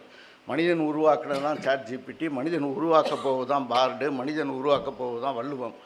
இதெல்லாம் யாராலையும் மாற்ற முடியாது. சும்மா பேசிகிட்டே இருக்கலாம், தமிழ் மென்னில் சாகும், இதெல்லாம் சொல்லியே கோடிக்கணக்கான ஆண்டு ஆகிருக்கும். முதல்லேருந்து சொல்லியிருப்பான். தொல்காப்பியனுக்கு தெரியாதா, அவன் எழுதாதா, அவனுக்கு தெரியாதா அந்த காலகட்டத்தில் நம்ம இலக்கணம் படைக்கிறோம், யாவன் படிக்க போகிறான் அப்படின்னு நான் யோசித்தான். அவன் படைத்தான், அது அங்கீகாரம் பெறுது. எப்போ அங்கீகாரம் பெறுனா அதுக்கு உண்மைத்தன்மை இருந்து அதனுடைய பயன்பாடு மக்களுக்கு பலனளிக்கும் போது கண்டிப்பாக அது தானாக அங்கீகாரம் பெறும். இதெல்லாம் வாய் வார்த்தைக்காக சொல்லிகிட்டு இருக்கான், தமிழ் செத்துரும், ஆங்கிலம் டேக் ஓவர் பண்ணிடுச்சு, இதெல்லாம் ஒன்றுமே நடக்காது. ஐ ஆம் வெரி ஷுவர். என்னுடைய ஜென்ரேஷனில் கண்டிப்பாக நடக்காது. உங்கள் ஜென்ரேஷனில் யங்ஸ்டர்ஸ் இருக்கீங்க, கண்டிப்பாக நடக்காது. உங்களுடைய ஆத்மார்த்தமான நம்பிக்கை தமிழ் சார்ந்த விஷயங்களை எடுத்துகிட்டு போகணும். அதை எந்த வழியில் எடுத்துகிட்டு போனால் அடுத்த தலைமுறைக்கும் அது பயன்படும் அப்படிங்கிறத பார்க்கணும். அதுக்கு நீங்கள் இந்த டெக்னாலஜி யூஸ் பண்ணும்பொழுது, இப்போ எல்லா மொபைல் ஃபோன்லேயும் டெக்னாலஜி இருக்குது. நீங்கள் பேச அது டைப் அடிக்குது. தமிழில் அடிக்க சொன்னால் அடிக்கும், இங்கிலீஷில் அடிக்க சொன்னால் அடிக்கும், ஹிந்தியில் அடிக்க சொன்னால். நேற்று எனக்கு ஒருத்தர் ஃபுல் அண்ட் ஃபுல்லு வாட்ஸ்அப்பில் ஒரு ஹிந்தியில் ஒரு செய்தி அனுப்பியிருந்தார். நான் அதை தூக்கி அப்படியே அதை கட் பண்ணி பேஸ்ட் பண்ணேன் கூகுள் டிரான்ஸ்லேட்டில். மிக அழகான தமிழில் இக்கு இங்கு எல்லாம் அப்படி ஸ்பஷ்டமாக அதில் இருக்குது. நீங்கள் வேணால் நான் உங்களுக்கு யாருக்காவது இன்ட்ரெஸ்ட் இருந்தால் நான் உங்களுக்கு அனுப்புகிறேன். நீங்கள் அதை கொண்டு போய் கூகுள் டிரான்ஸ்லேட்டில் ஃபிக்ஸ் பண்ணுங்கள். அதை எவ்வளோ அழகாக இங்கு இக்கெல்லாம் அவ்வளோ பிரமாதமாக தமிழ் மொழிபெயர்ப்பை செய்யுது. அதெல்லாம் ஒன்றுமே பிரச்சனை இல்லை. யாருக்காக இந்த வாழ்க்கையை வாழ்கிறோம்? நம்ம புரிதலுக்காக வாழ்கிறோம், நம்மளுடைய மகிழ்ச்சிக்காக வாழ்கிறோம். நான் தமிழில் பேசினா மகிழ்ச்சியாக இருக்குது, இங்கிலீஷில் பேசினா எனக்கு பேச தெரியும்னு சொல்லிட்டு போகலாம், அவ்வளோதான் செய்ய முடியும். ஆனால் தமிழில் பேசினா மகிழ்ச்சியாக இருக்குன்றதை நான் தான் உணர முடியும், நீங்கள் தான் உணர முடியும். அதனால் ஸ்பீச் டெக்னாலஜி அது சார்ந்த விஷயங்களுக்கு அங்கீகாரம் வேணும். அது சார்ந்த விஷயங்களுக்கு நடைமுறை சிக்கல்கள் இருந்தால் அதை எப்படி ஓவர் கம் பண்ணுறதுன்றதை யோசிக்கணும். நேற்று ஒரு சின்ன வாட்ஸ்அப் வீடியோ சும்மா அந்த உரையாடல்கள் வரும். அதில் அறை அப்படிங்கிற வார்த்தை, அந்த ராவை நமக்கு எல்லாருக்கும் தெரியும், 2 மெல்லினம் அந்த வகையில் பிரித்து அதை யூஸ் பண்ண முடியும். ஆனால் சொல்கிறவங்க எல்லாத்துக்கும் ஒரே மொழியாடல், அதை பேஸ் பண்ணி நான் ஒரு பாதிக்கு என்ன இங்கே தமிழ் அர்த்தம், அரை உடனே எந்திரிச்சு அவனை ஒரு அரை விட்றான். இந்த மாதிரியான விஷயங்கள், இந்த விளையாட்டுக்கான விஷயங்கள் வேறு. நடைமுறையில் மொழி கையாளுதல், அதனுடைய உச்சரிப்பு தன்மை, இதெல்லாம் நம்மளுடைய மகிழ்ச்சிக்காகவும் நம்மளுடைய புரிதலுக்காகவும் செய்கிற விஷயம்.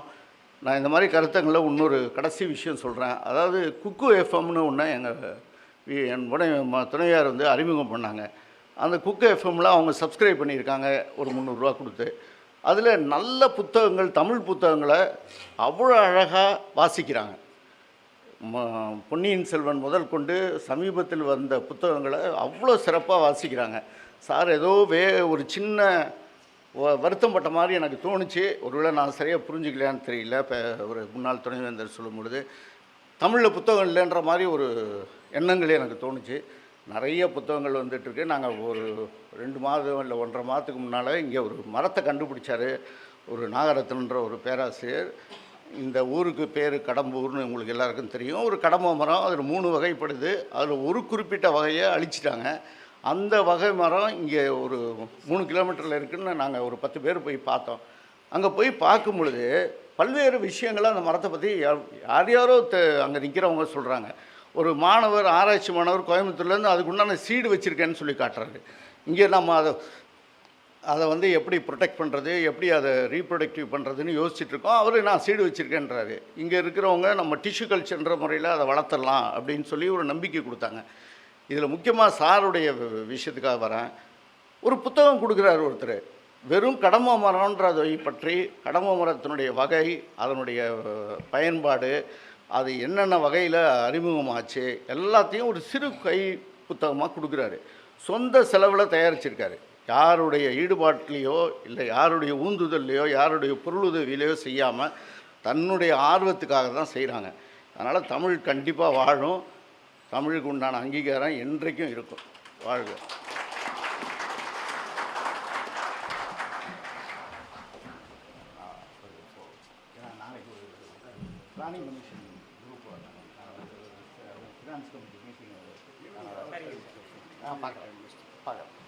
எனக்கு ஒரு மீட்டிங் இருக்குது நாளைக்கு, ஒரு முக்கியமான மீட்டிங்கு, அதுக்காக கொஞ்சம் தயார் செய்யணும். அதனால் நான் வரேன்.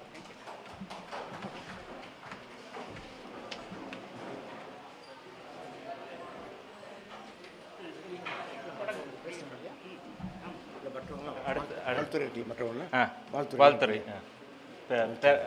தற்போது பேராசிரியர் ரேணுகா தேவி அம்மா அவர்களை வாழ்த்துறை வழங்குமாறு கேட்கிறேன்.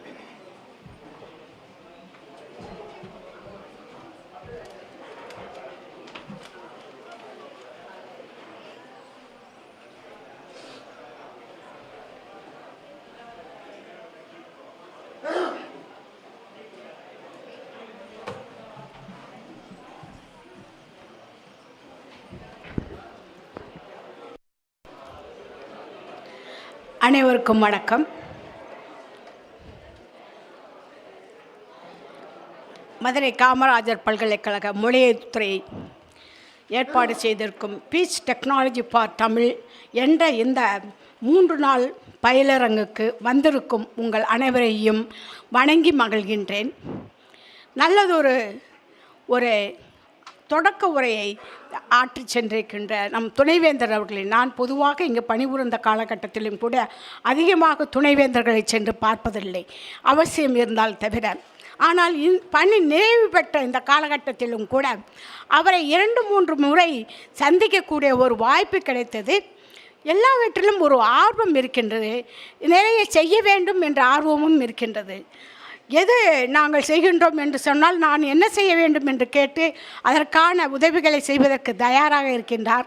அவர்களுக்கும் நான் படிக்கின்ற காலகட்டத்தில் இருந்து என்னுடைய இந்த பணி நியமனத்துக்கு ஒரு அறிஞராக வந்து இந்த பணி நியமனம் பெறுவதற்காக உறுதுணையாக நின்ற மேனாள் துணைவேந்தர் பேராசிரியர் கருணாகரன் அவர்களே, நாம் இந்த மொழியியல் துறை தொழில்நுட்பத்தோடு வளர்ந்து கொண்டிருக்கின்றது.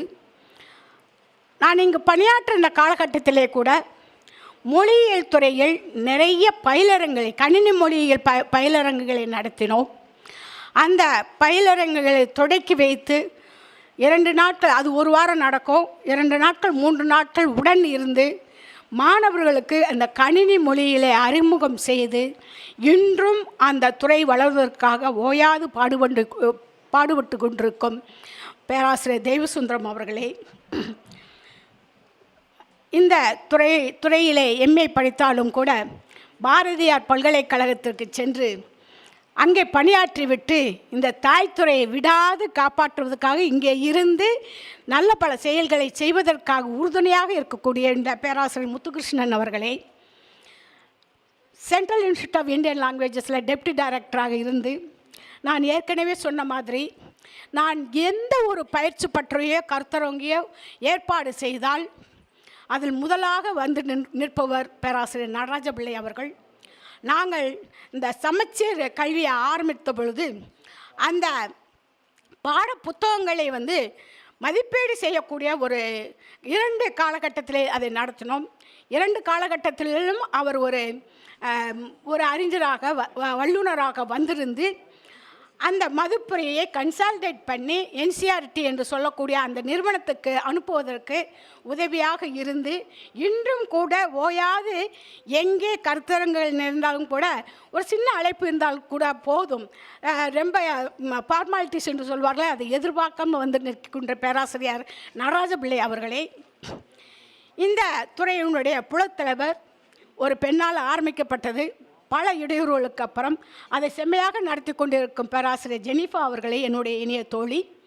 அடுத்து தமிழ் அனிதம் என்று சொல்லக்கூடிய ஒரு தன்னார்வ அமைப்பினை ஏற்படுத்தி இன்று 60க்கும் மேற்பட்ட கல்லூரிகளிலே கணினி மொழியிலே அவர் பயிற்சியை கொடுத்து கொண்டிருக்கக்கூடிய சுகந்தி நாடார் அவர்களே, அவர்களுக்கு இந்தியாவிலே இருந்து அந்த நிகழ்வுகளை நடத்துவதற்கு மிகவும் உறுதுணையாக செயல்பட்டு கொண்டிருக்கும் என்னுடைய நண்பர் காமாட்சி அவர்களே, அடுத்து என்னுடன் பணியாற்றிய பேராசிரியர் மணிகண்டன் அவர்களே, மற்றும் இங்கே வந்திருந்து இப்போது வெளியே போயிருக்கக்கூடிய பேராசிரியர் ராமராஜ பாண்டியன் அவர்களே, சங்கரேஸ்வரி அவர்களே, ரவிசங்கர் மற்றும் கோபிநாத், அதற்கு எல்லாவற்றுக்கும் மேலாக ஒரு பயிலரங்கமோ ஒரு கருத்தரங்கமோ சிறப்பாக நடைபெற வேண்டும் என்று சொன்னால் பார்வையாளர்கள் வேண்டும். நாங்கள் கடைபிடித்திருக்கின்றோம். அதை கொள்வதற்கான மாணவர்கள் வேண்டும். அந்த வகையிலே இங்கே திரளாக வந்திருக்கக்கூடிய மாணவ செல்வங்களை உங்கள் அனைவருக்கும் என்னுடைய வணக்கத்தையும் நன்றியையும் தெரிவித்துக்கொண்டு, இந்த துறை, இந்த மொழியியல் துறை 1978 உருவாக்கப்பட்டு 2012 ஒரு புலமாக வளர்ச்சி பெற்றது. அந்த காலகட்டத்திலிருந்து அதிகமான நிதியை, இந்த பல்கலைக்கழகத்தில் அதிகமான நிதியை வெளியிலே இருந்து பெற்று பல பயிலரங்குகளையும் கருத்தரங்குகளையும் நடத்திய துறை என்று நேக்கமிட்டு வந்தப்போ அந்த ரிப்போர்ட்டை நம்ம காமிச்சோம். Central institute of Indian languages, அதில் 3 அமைப்புகள் இருக்கின்றன. நேஷ்னல் டிரான்ஸ்லேஷன் மிஷன், என்டிஎஸ் என்று சொல்லக்கூடிய நேஷ்னல் டெஸ்டிங் சர்வீஸ், அதுக்கப்புறம் ஸ்பெல் என்று சொல்லக்கூடிய scheme for tribal language protection and preservation of endanger languages. இந்த 3 அமைப்புகளில் இருந்தும் செம்மொழியில் இருந்தும் வருடத்திற்கு 4 பயிலரங்குகளை நடத்திய பெருமை உண்டு. அதே போன்று இந்த காலகட்டத்திலும் பேராசிரியர் உமாராஜ் அவர்கள் இந்த குறுகிய காலத்திலே 4 பயிற்சி பட்டறைகளுக்கும் கருத்தரங்குகளுக்கும் ஏற்பாடு செய்திருக்கின்றார். 4ம் மிக வெற்றிகரமாக அமைந்திருக்கின்றது. ஏனென்று சொன்னால் சென்ற பயிலரங்கிலே இந்த பழங்குடி மக்களை பற்றிய அந்த பயிலரங்கிலே ஏறக்குறைய 100க்கும் மேற்பட்ட பார்வையாளர்கள் கலந்து கொண்டு நிறைய ஆய்வு கட்டுரைகளை சமர்ப்பித்தார்கள். அதன் தொடர்பாக ஒரு எக்ஸிபிஷன் ஒன்று போட்டோம். தோடர்களையும் இருளர்களையும் அழைத்து ஒரு கண்காட்சியினை கூட இங்கே அமைத்திருந்தார்கள். அந்த வகையில் அந்த பழங்குடி மக்கள் அவர்களுடைய மார்க்கெட்டிங் என்று சொல்லக்கூடிய அவங்களுடைய பொருள்களை எப்படி சந்தைப்படுத்துவது என்பதற்கான ஒரு வழிகாட்டுதலாக அந்த கண்காட்சி அமைந்தது.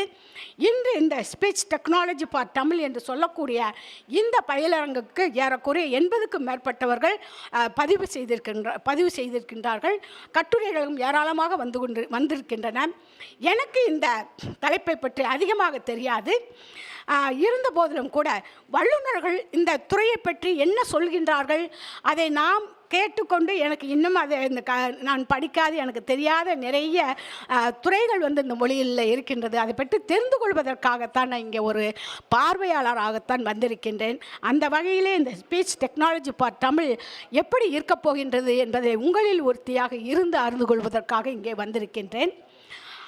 இந்த தொழில்நுட்பத்தோடு மொழியியல் துறையும் வளர்ந்து கொண்டிருக்கின்றது என்பதற்கு ஆரம்ப காலத்திலே நான் எம்ஏ மொழியில் ஏன்னா பிஏ மொழியில் இல்லாததுனால இந்த theoretical as well as applied என்று சொல்லக்கூடிய 2 இதையும் எம்ஏவில் தான் நாம் நடத்தக்கூடிய ஒரு நிலை இருக்கின்றது. பிஏ மொழியில் என்ன காரணத்தினாலும் தமிழ்நாட்டில் வரவே பேராசிரியர் முத்துசண்முகம் மூலை காலத்திலிருந்து பேராசிரியர் கருணாகரன் வரை முயற்சி செய்து கொண்டு தான் இருக்கின்றார்கள்.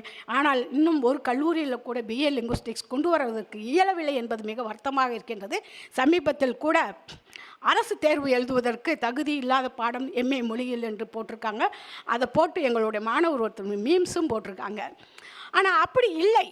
அதுதான் இன்றைய சூழலில் வந்து நிறைய அகராதிகள் தயாரிக்கக்கூடிய ஒரு இதை வந்து ஒரு செயல்பாடை வந்து மத்திய அரசு வந்து நடுவண் அரசு செய்து கொண்டிருக்கின்றது. சமீபத்தில் வந்து த commission for science technical terms என்று சொல்லக்கூடிய அந்த அமைப்பு வேதியியலுக்கும் இயற்பியலுக்குமான ஒரு பயிற்சி பற்றியை ஒரு கிளாஸரி fundamental கிளாஸரி for physics and chemistry என்ற ஒரு பணிப்பட்டறையை வந்து சென்னையில் செயல்படுத்தியது. அதற்கு வந்து மொழியியல் எக்ஸ்பர்ட்ஸ் இதுவரைக்கும் அது 3-4 கூட்டங்கள் முடிந்து விட்டது. அதில் வந்து மொழியியல் ஆட்கள் அறிஞர்கள் யாருமே இல்லை. ஆனால் இந்த தடவை வந்து வேதியியலுக்கு ஒருத்தர் சோபா இயற்பியலுக்கு சோபாவையும் வேதியியலுக்கு என்னையும் அழைத்திருந்தார்கள். அதில் எங்களுடைய ரோல் அவங்களே சொன்னாங்க. அவங்க வந்து 2-3 காலகட்டத்தை வந்து கடந்து வந்தவர்கள். நீங்கள் வந்தபொழுது அந்த சொற்களை எப்படி செம்மையாக அமைக்க முடிகின்றது என்பதை வந்து அந்த பாட வல்லுநர்கள் வந்து சொன்னாங்க. அந்த நிலையில் இன்றைக்கும் வந்து பேராசிரியர் தேவசுந்தர் அவர்கள் வந்து சமீபத்தில் முகநூலில் ஒரு பதிவு போட்டிருந்தாங்க. Tamil and European languages compared to study etymological dictionary ப்ரிப்பரேஷனுக்கு மொழியியல் அறிஞர்கள் வேண்டும் என்று சொல்லியிருந்தார்கள். அதே போன்று தான் இப்போ அதே commission for science and technical terms வந்து இந்தியா முழுவதும் இருக்கக்கூடிய பள்ளிக்கூடங்களில் வந்து ஒரே சீரான பாடத்திட்டத்தை கொண்டு வருவதற்கான ஒரு முயற்சியை எடுத்து அதற்கான ஆட்களை தேடிக்கொண்டிருக்கின்றோம் என்று சொன்னார்கள். அவர்கள் இந்த தமிழ்நாட்டில் இருக்கக்கூடிய பள்ளிக்கூடங்களுக்கு சுற்றறிக்கை அனுப்பினார்களாம். ஆனால் எந்த ரெஸ்பான்ஸும் இல்லை. அதனால் நாங்கள் 2 வருடங்களாக இந்த ஆய்வு திட்டத்தை ஆரம்பிக்காமல் இருக்கின்றோம் என்று அவர்கள் மெர்சி என்று சொல்லக்கூடிய அதனுடைய டைரக்டர் அவங்க வந்து சொன்னாங்க. அப்போ சொன்னால் நாங்கள் மொழியியல் அறிஞர்கள் நிறைய பேர் இருக்கோமே, நீங்கள் ஏன் எங்களை வந்து அணுகக்கூடாது, நாங்கள் அதற்கு உதவி செய்கிறோம் என்று சொன்ன பொழுது அவர்கள் உண்மையிலே நீங்கள் எல்லாம் இதை செய்ய முடியுமா, நான் 2 வருஷமாக இதை வந்து வேஸ்ட் பண்ணிட்டோமே அப்படின்னு சொன்னாங்க. அந்த திட்டம் விரைவில் ஆரம்பிக்க இருக்கின்றது. அதில் வந்து ஒரு 4-5 பேரோட பேரை நான் அனுப்பியிருக்கேன். அவர்கள் வந்து அவர்களை தொடர்பு கொண்டு அந்த திட்டத்தை வந்து செயல்படுத்துவார்கள். பிறகு மொரிசிஸில் இருக்கக்கூடிய அந்த மாணவர்களுக்கு தமிழ் சொல்லிக் கொடுப்பதற்கான மென்பொருளை பேராசிரியர் நடராஜ பிள்ளை அதிகமாக செய்திருக்கின்றார்கள். பேராசிரியர் தெய்வசுந்தரம் அவர்கள் சொன்னது போல கடைபிடித்திருக்கின்றோம், அதை கொள்வார் தான் இல்லை. நீங்கள் இதையெல்லாம் நிறைய பயன்படுத்தி கொள்ளலாம். அது மட்டுமல்ல, வெளிநாடுகளை வாழ்கின்ற மக்களுடைய அந்த பிள்ளைகளுக்காக நிறைய அவங்க கட்டாயமாக தமிழ்நாட்டுக்கு வரும்பொழுது அவங்களுடைய தாத்தா பாட்டியிடமாவது தமிழ் பேச வேண்டும் என்று ஆசைப்படுகின்றார்கள். நிறைய அமைப்புகளோடு தொடர்பு இருக்கின்ற காரணத்தினால் வலைதமிழ் என்று ஒரு தொலைக்காட்சி இருக்கின்றது. அதை நிறுவியவர் பார்த்தசாரதி என்பவர்.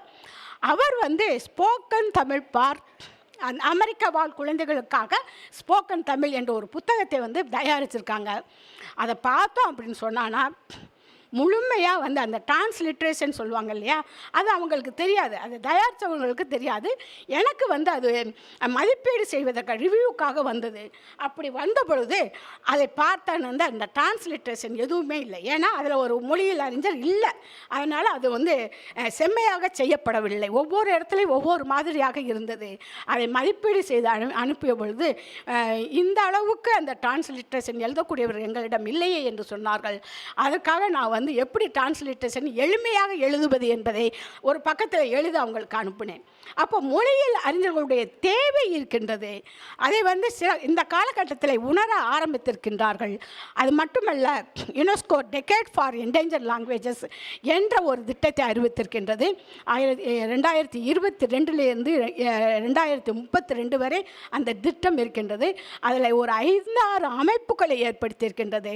என்டேஞ்சர்ட் லாங்குவேஜ் ஃபண்டு என்று நாம் அந்த பழங்குடி மக்களுக்காக வேலை செய்தால் அவர்கள் வந்து அந்த நிதி உதவி அளிக்க தயாராக இருக்கின்றோம். தமிழ்நாட்டில் இருந்து யாருமே அதுக்கு வந்து நிதி உதவிக்காக ப்ரொபோசல் அனுப்பவே இல்லை. கவிதா ரஸ்தோயி என்பவர்கள் வந்து செல் என்று ஸ்கீம் ஃபார் என்டேஞ்சர் லாங்குவேஜ் என்ற ஒரு அமைப்பினை வைத்து அவங்க வந்து நிறைய நிதி உதவியை பெற்று இந்த நிறைய செஞ்சிட்ருக்காங்க. அந்த வகையில் துணைவேந்தர் அவர்கள் இங்கே இருக்கும் பொழுதே அவர்களிடம் சொன்னேன், மொழியியல் துறையிலே கட்டாயமாக பழங்குடிகள் மையம் ஒன்று வர வேண்டும்.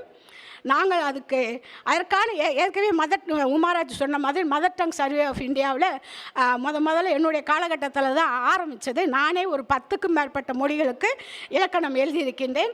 எங்களுடைய மாணவர்களும் அதில் வந்து நிறைய எழுதினாங்க. அந்த வகையில் இந்த பழங்குடி மையத்தை ஏற்படுத்தி யுனெஸ்கோவுடைய என்டேஞ்சர் லாங்குவேஜ் ஃபண்டிலேருந்து நிறைய நிதி உதவியை பெற்று அந்த மையத்தை வந்து உருவாக்கி வளர்த்தெடுக்க வேண்டும். இன்னொன்று வந்து கிரேட் லேக்ஸ் ப்ரோக்ராம் என்று நான் படிக்க வந்த அந்த 1977ஆம் வருடம் வரை மதுரை காமராஜர் பல்கலைக்கழகத்தோடு இணைந்து இருந்தது. 1978 வந்து அது வந்து American institute of Indian studies என்று பிரிந்து ஒரு தனி நிறுவனமாக சென்று விட்டது. அந்த நிறுவனத்துக்காக கொடுத்த அந்த சேரு நாற்காலி இது எல்லாத்தையும் நானும் பேராசிரியர் வசந்தகுமாரி அவர்களும் தான் சென்று அங்கேருந்து இங்கே எடுத்துகிட்டு வந்தோம். நிறைய இதில் ஜிஎல்எஸ்ன்னு போட்டிருக்கோம். அது கிரேட் லேக்ஸ் ப்ரோக்ராமுடைய அவங்களுடைய அந்த கொடுத்த பர்னிச்சர்ஸ் அது அந்த இதை வந்து நாமும் இன்று தமிழக அரசு தமிழ் பரப்புரை என்ற ஒரு அமைப்பினை ஏற்படுத்தியிருக்கின்றது. அதன் வாயிலாக நிதியுதவினை பெற்று இங்கேயே பல்கலைக்கழகத்திலே நிறைய துறைகள் இருக்கின்றன. அவர்களுக்கு நாம் தமிழ் படிக்காமல் வேறு மொழிகளை படித்து கொண்டு இருக்கக்கூடிய மாணவர்கள் இருக்கின்றார்கள். பிஏல கூட நிறைய மாணவர்கள் ஃப்ரெண்ட்ஸு அது மாதிரி படிச்சுட்டு வந்தவங்க இருக்காங்க. அவங்களுக்கு தமிழ் சொல்லிக் கொடுக்கக்கூடிய அந்த வாய்ப்பும் வெளிநாடுகளை அமெரிக்கா போன்ற நாடுகளில் இருக்கக்கூடிய அந்த மாணவர்களுக்கு தமிழ் சொல்லிக் கொடுக்கக்கூடிய ஒரு வாய்ப்பினும் எங்களுக்கு அந்த தமிழ் பரப்புரையை மொழியியல் துறைக்கு கொடுத்தால் மொழியில் அறிஞர்களால்தான் அது செம்மையாக கொடுக்க முடியும். அந்த வகையில் இந்த இரண்டும் இந்த மொழியியல் துறைக்கு கிடைக்க வேண்டும் என்ற அந்த பருந்தையை இந்த பேராசிரியர்கள் நம்மளுக்காக துணைவேந்தரிடம் சொல்ல வேண்டும் என்று கேட்டுக்கொள்கின்றேன். சுகந்தி நாடார் அவர்களும் அந்த செயலைத்தான் செய்து கொண்டிருக்கின்றார்கள். எனவே இந்த தொழில்நுட்பம் வளர்ந்து கொண்டிருக்கும் பொழுது மொழியிலும் வளர்ந்து கொண்டிருக்கின்றது. இன்னும் தொல்காப்பியத்தை தமிழில் சொல்லிக் கொண்டிருக்கின்றார்கள் என்ற நிலை அது கிடையாது. இன்று நிறைய அஃபீசியா, டிஸ்லெக்சியா, டட்டரிங் இது போன்ற நிறைய குறைபாடுகளை நிவர்த்தி செய்யக்கூடிய அந்த கிளினிக்கல் லிங்குஸ்டிக்ஸும் வளர்ந்து கொண்டிருக்கின்றது. கணினி மொழியிலும் வளர்ந்து கொண்டிருக்கின்றது. இன்றைக்கு என்னுடைய தோழி ஒருத்தவங்க சொன்னாங்க, இப்போ நான் டைப் பண்ணுறதே கிடையாது, பேசுவேன், அதை அப்படியே டைப் பண்ணி எனக்கு வரும். காலம் மிக குறைவாக செலவிடப்படுகின்றது. அதை நோக்கி தான் இந்த கருத்தரங்கம் அமைந்திருக்கின்றது. எனவே இந்த வாய்ப்பினை எனக்கு அளித்த பேராசிரியர் உமாராஜ் அவர்களுக்கும் அவருடன் பணியாற்றி கொண்டிருக்க பேராசிரியர் முனியன் அவர்களுக்கும் குமாரசாமி அவர்களுக்கும் துறை மாணவர்களுக்கும் என்னுடைய நன்றியையும் வாழ்த்துக்களையும் சொல்லி உங்களை பாராட்டி மகிழ்கின்றேன். நன்றி, வணக்கம்.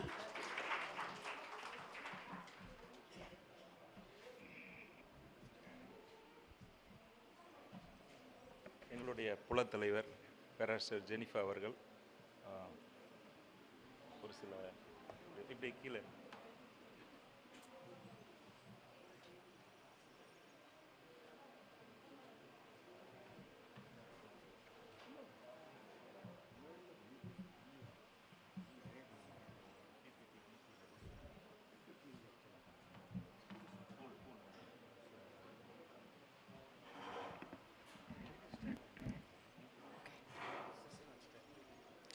Good morning, everyone present here.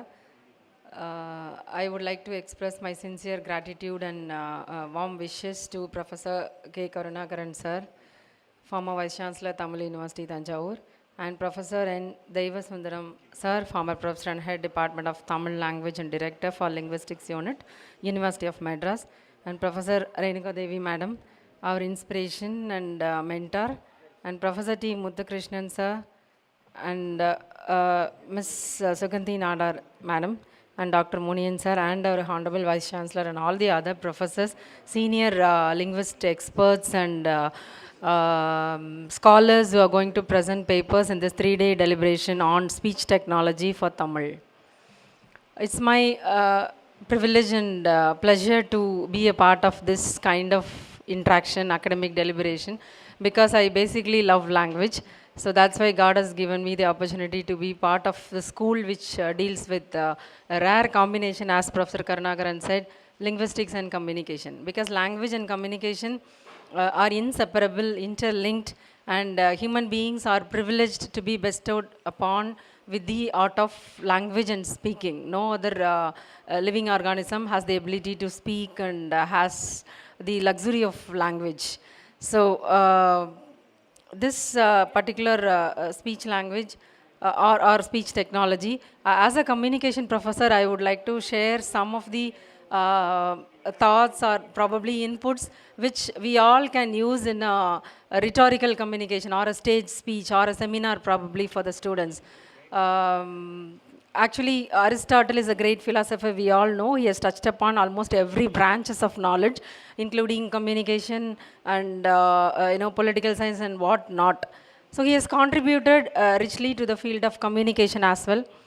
In his days, in Aristotle's days, there was the only mass communication form available, which was stage public speech. So he had given canons of public speaking.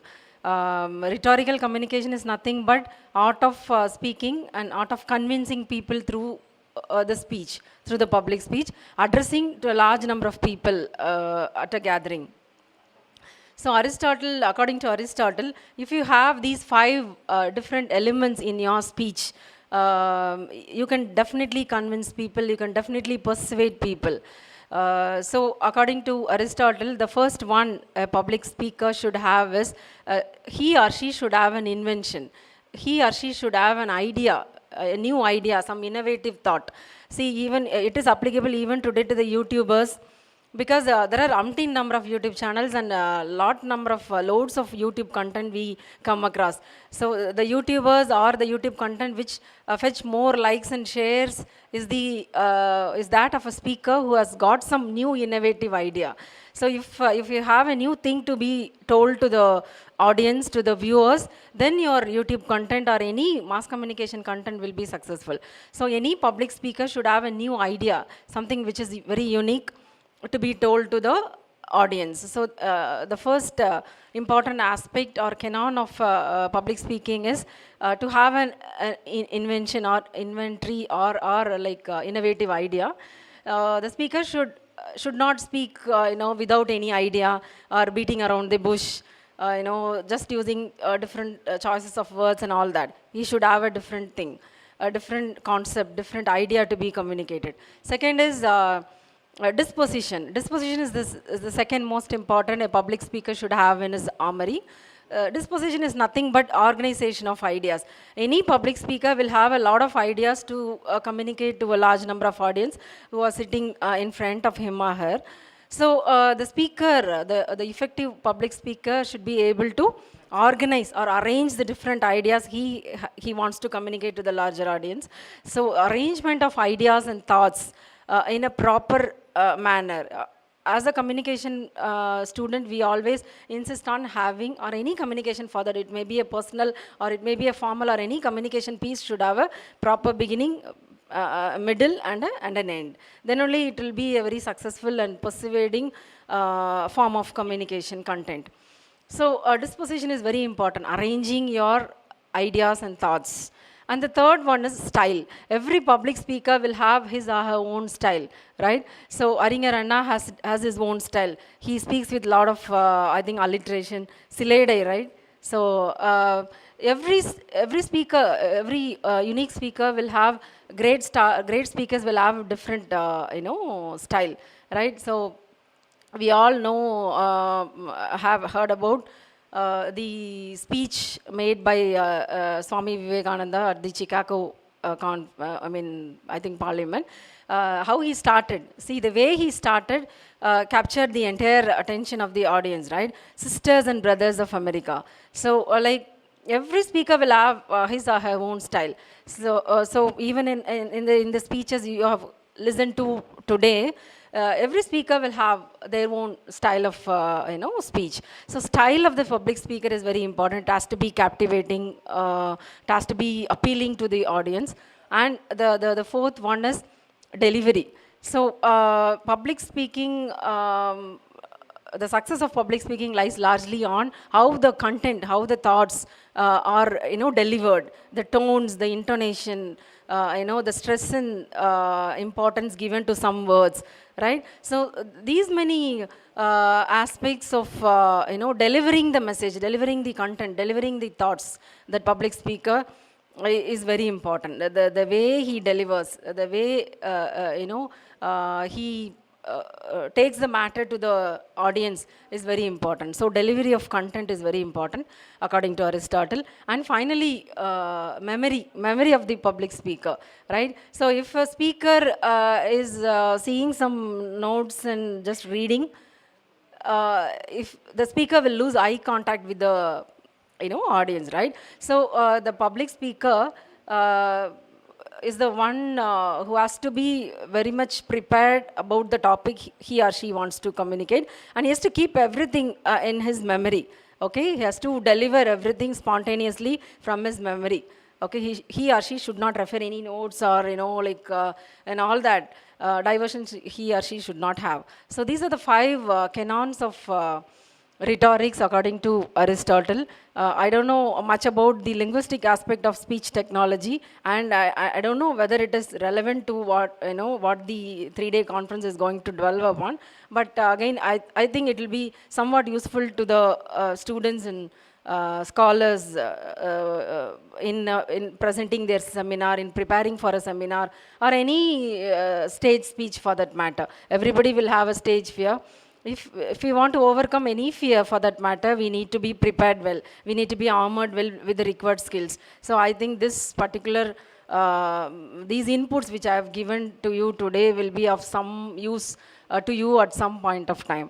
And I thank Dr. Umaraj sir, who has been on toes. Almost he is conducting a national level, international level deliberation on a weekly basis. I really appreciate and express my sincere wishes and thanks to Dr. Umaraj and all the other professors of linguistics department and all the professors and students and scholars who listen to me patiently. And once again, I thank you, sir, for the opportunity. Thank you.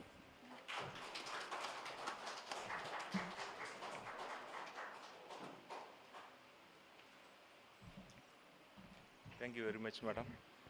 Now I request Sundi Nadar madam to give felicitation address.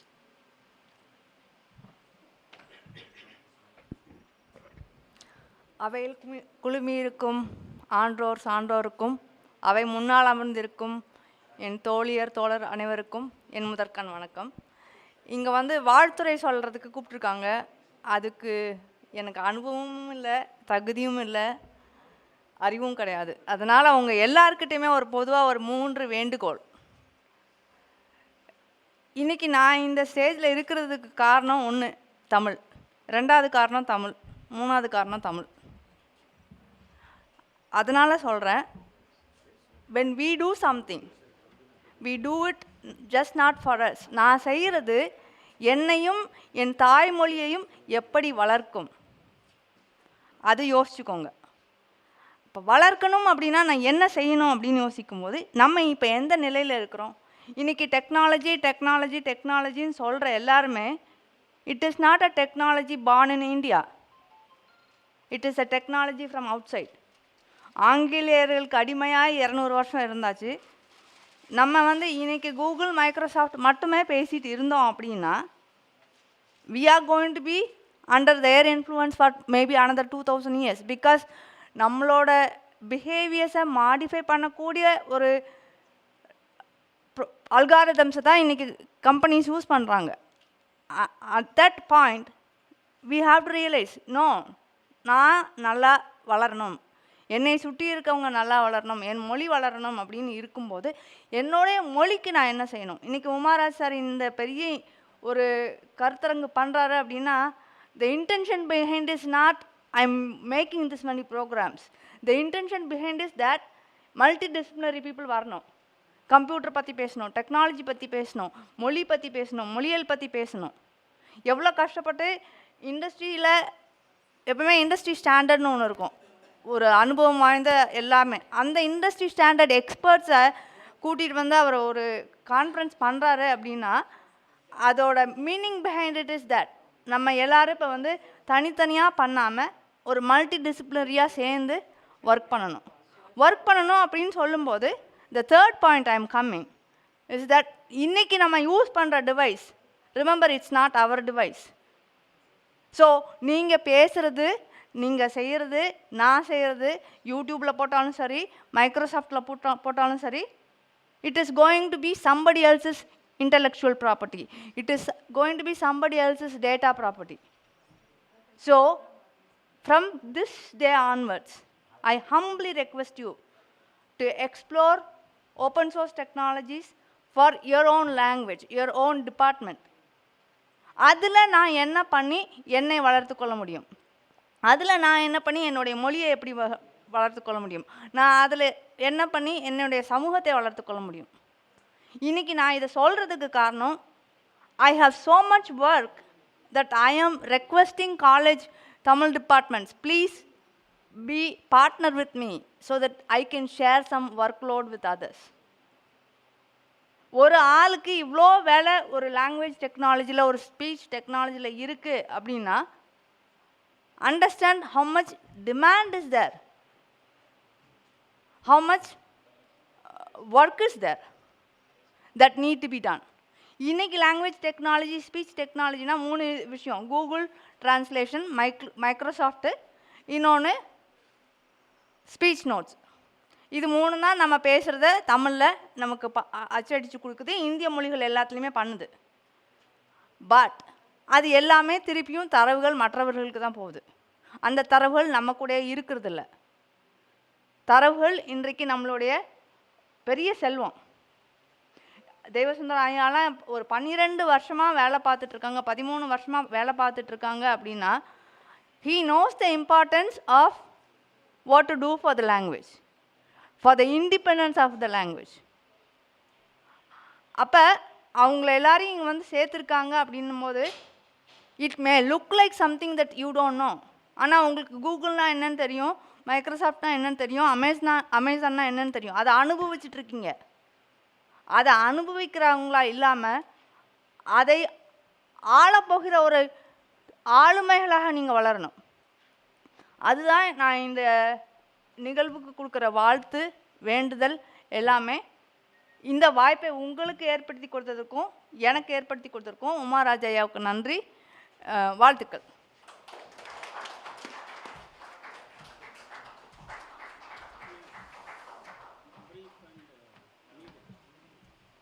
Thank you very much. Now I request Dr. Muthukrishnan sir to deliver felicitation.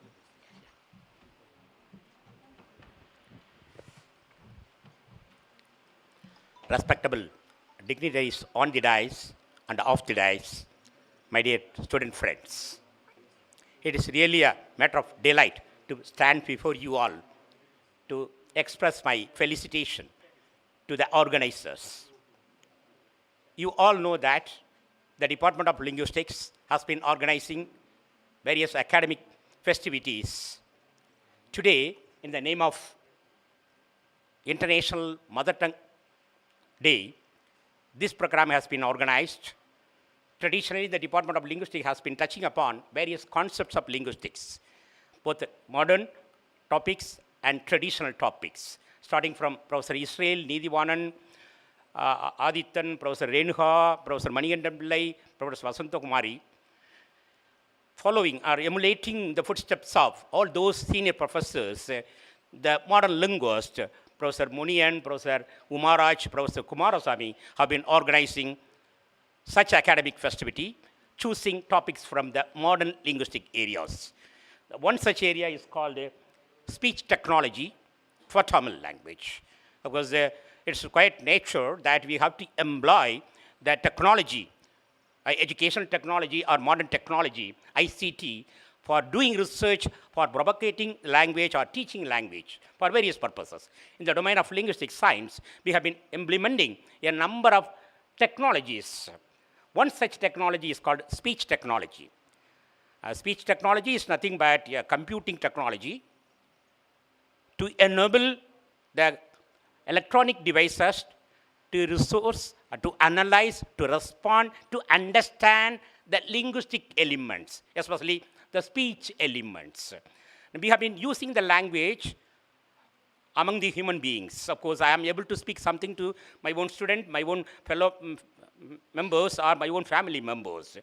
Now, in those days, it was considered the speech was the primary concern for linguistic research. In those days, people have analyzed only the spoken language. They have never touched upon the written language. The written language is an byproduct of spoken language. There are two schools of ideas available in linguistic science. Speech is the primary one. Language is nothing but speech. Written language is not at all language, it's a supplementary. When the speech is not able to do its own work, we are moving upon what you call jumping into the skill called written language. When I want to communicate something to American people, sitting here, I have to write a letter. In those days, we have identified a technology called written form. The script system is a technology we have identified.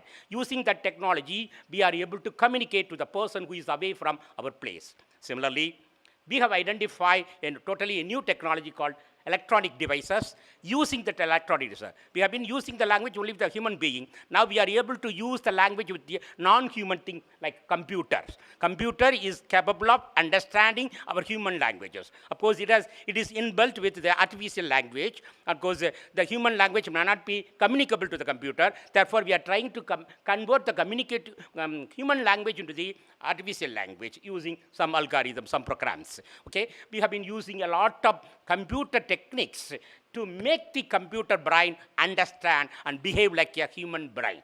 Therefore, we are moving that. And that is especially to transform the idea, what is there in the spoken language can be stored in the computer. Professor Devasundaram and other people have been working on this matter only to imbibe knowledge in the brain of the computer so that it could act like a human being.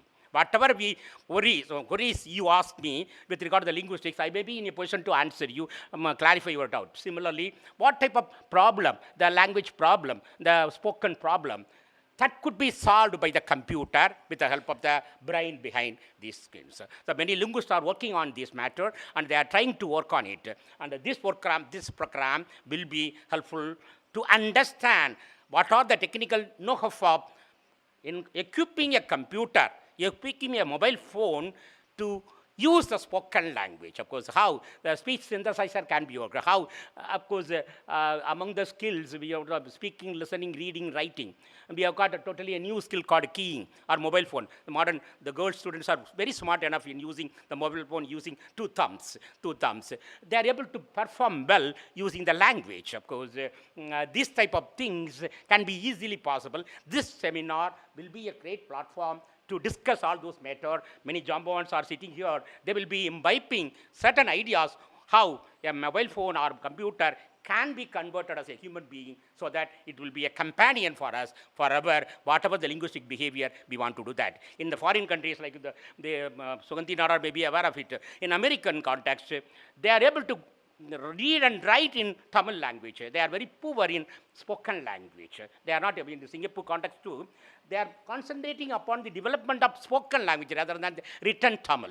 So this program will be in a position to present you the academic world as in the real society, that how the spoken language can be easily used in the electronic devices. I believe that this seminar will be a wonderful platform to broaden our mental horizon. I believe that Dr. Umaraj, Munian, Dr. Kumarasamy will be able to fare well in this program and they will come up with flying colors in this program. I believe the Almighty will give support, strength and energy to all these people who are all responsible directly and indirectly for this program, and this program will come up with flying colors. With this, I once again thank the organizers for having given me an opportunity to felicitate this function. Thank you very much. Thank you very much, sir. Now I request Professor Devi Sundaram to give a special address. Again, afternoon also he will give some lecture. Thank you very much, sir.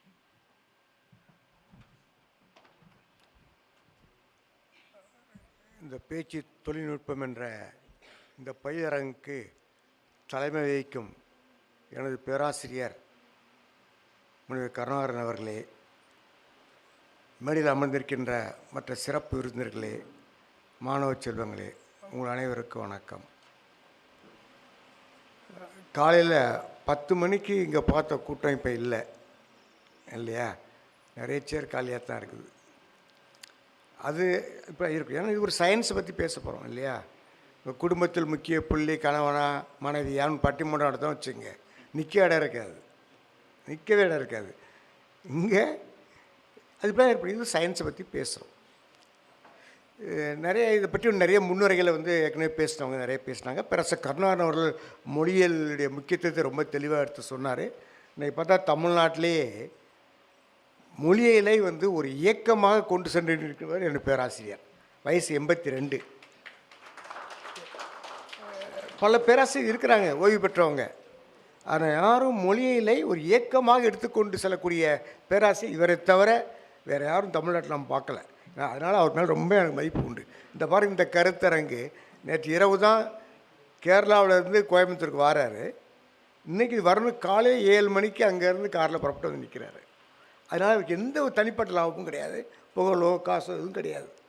அப்படிப்பட்ட ஒரு மொழியை இயக்கமாக கொண்டு செல்லக்கூடிய என்னுடைய பேராசிரியர் கருணாகரன் தலைமையில் இந்த மொழி தொழில்நுட்பம் பற்றி பேசுவதற்கு வாய்ப்பு கிடைத்ததற்கு ரொம்ப நன்றி. இந்த துறை பேராசிரியர்கள் நண்பர்கள் அனைவருக்கும் நன்றி.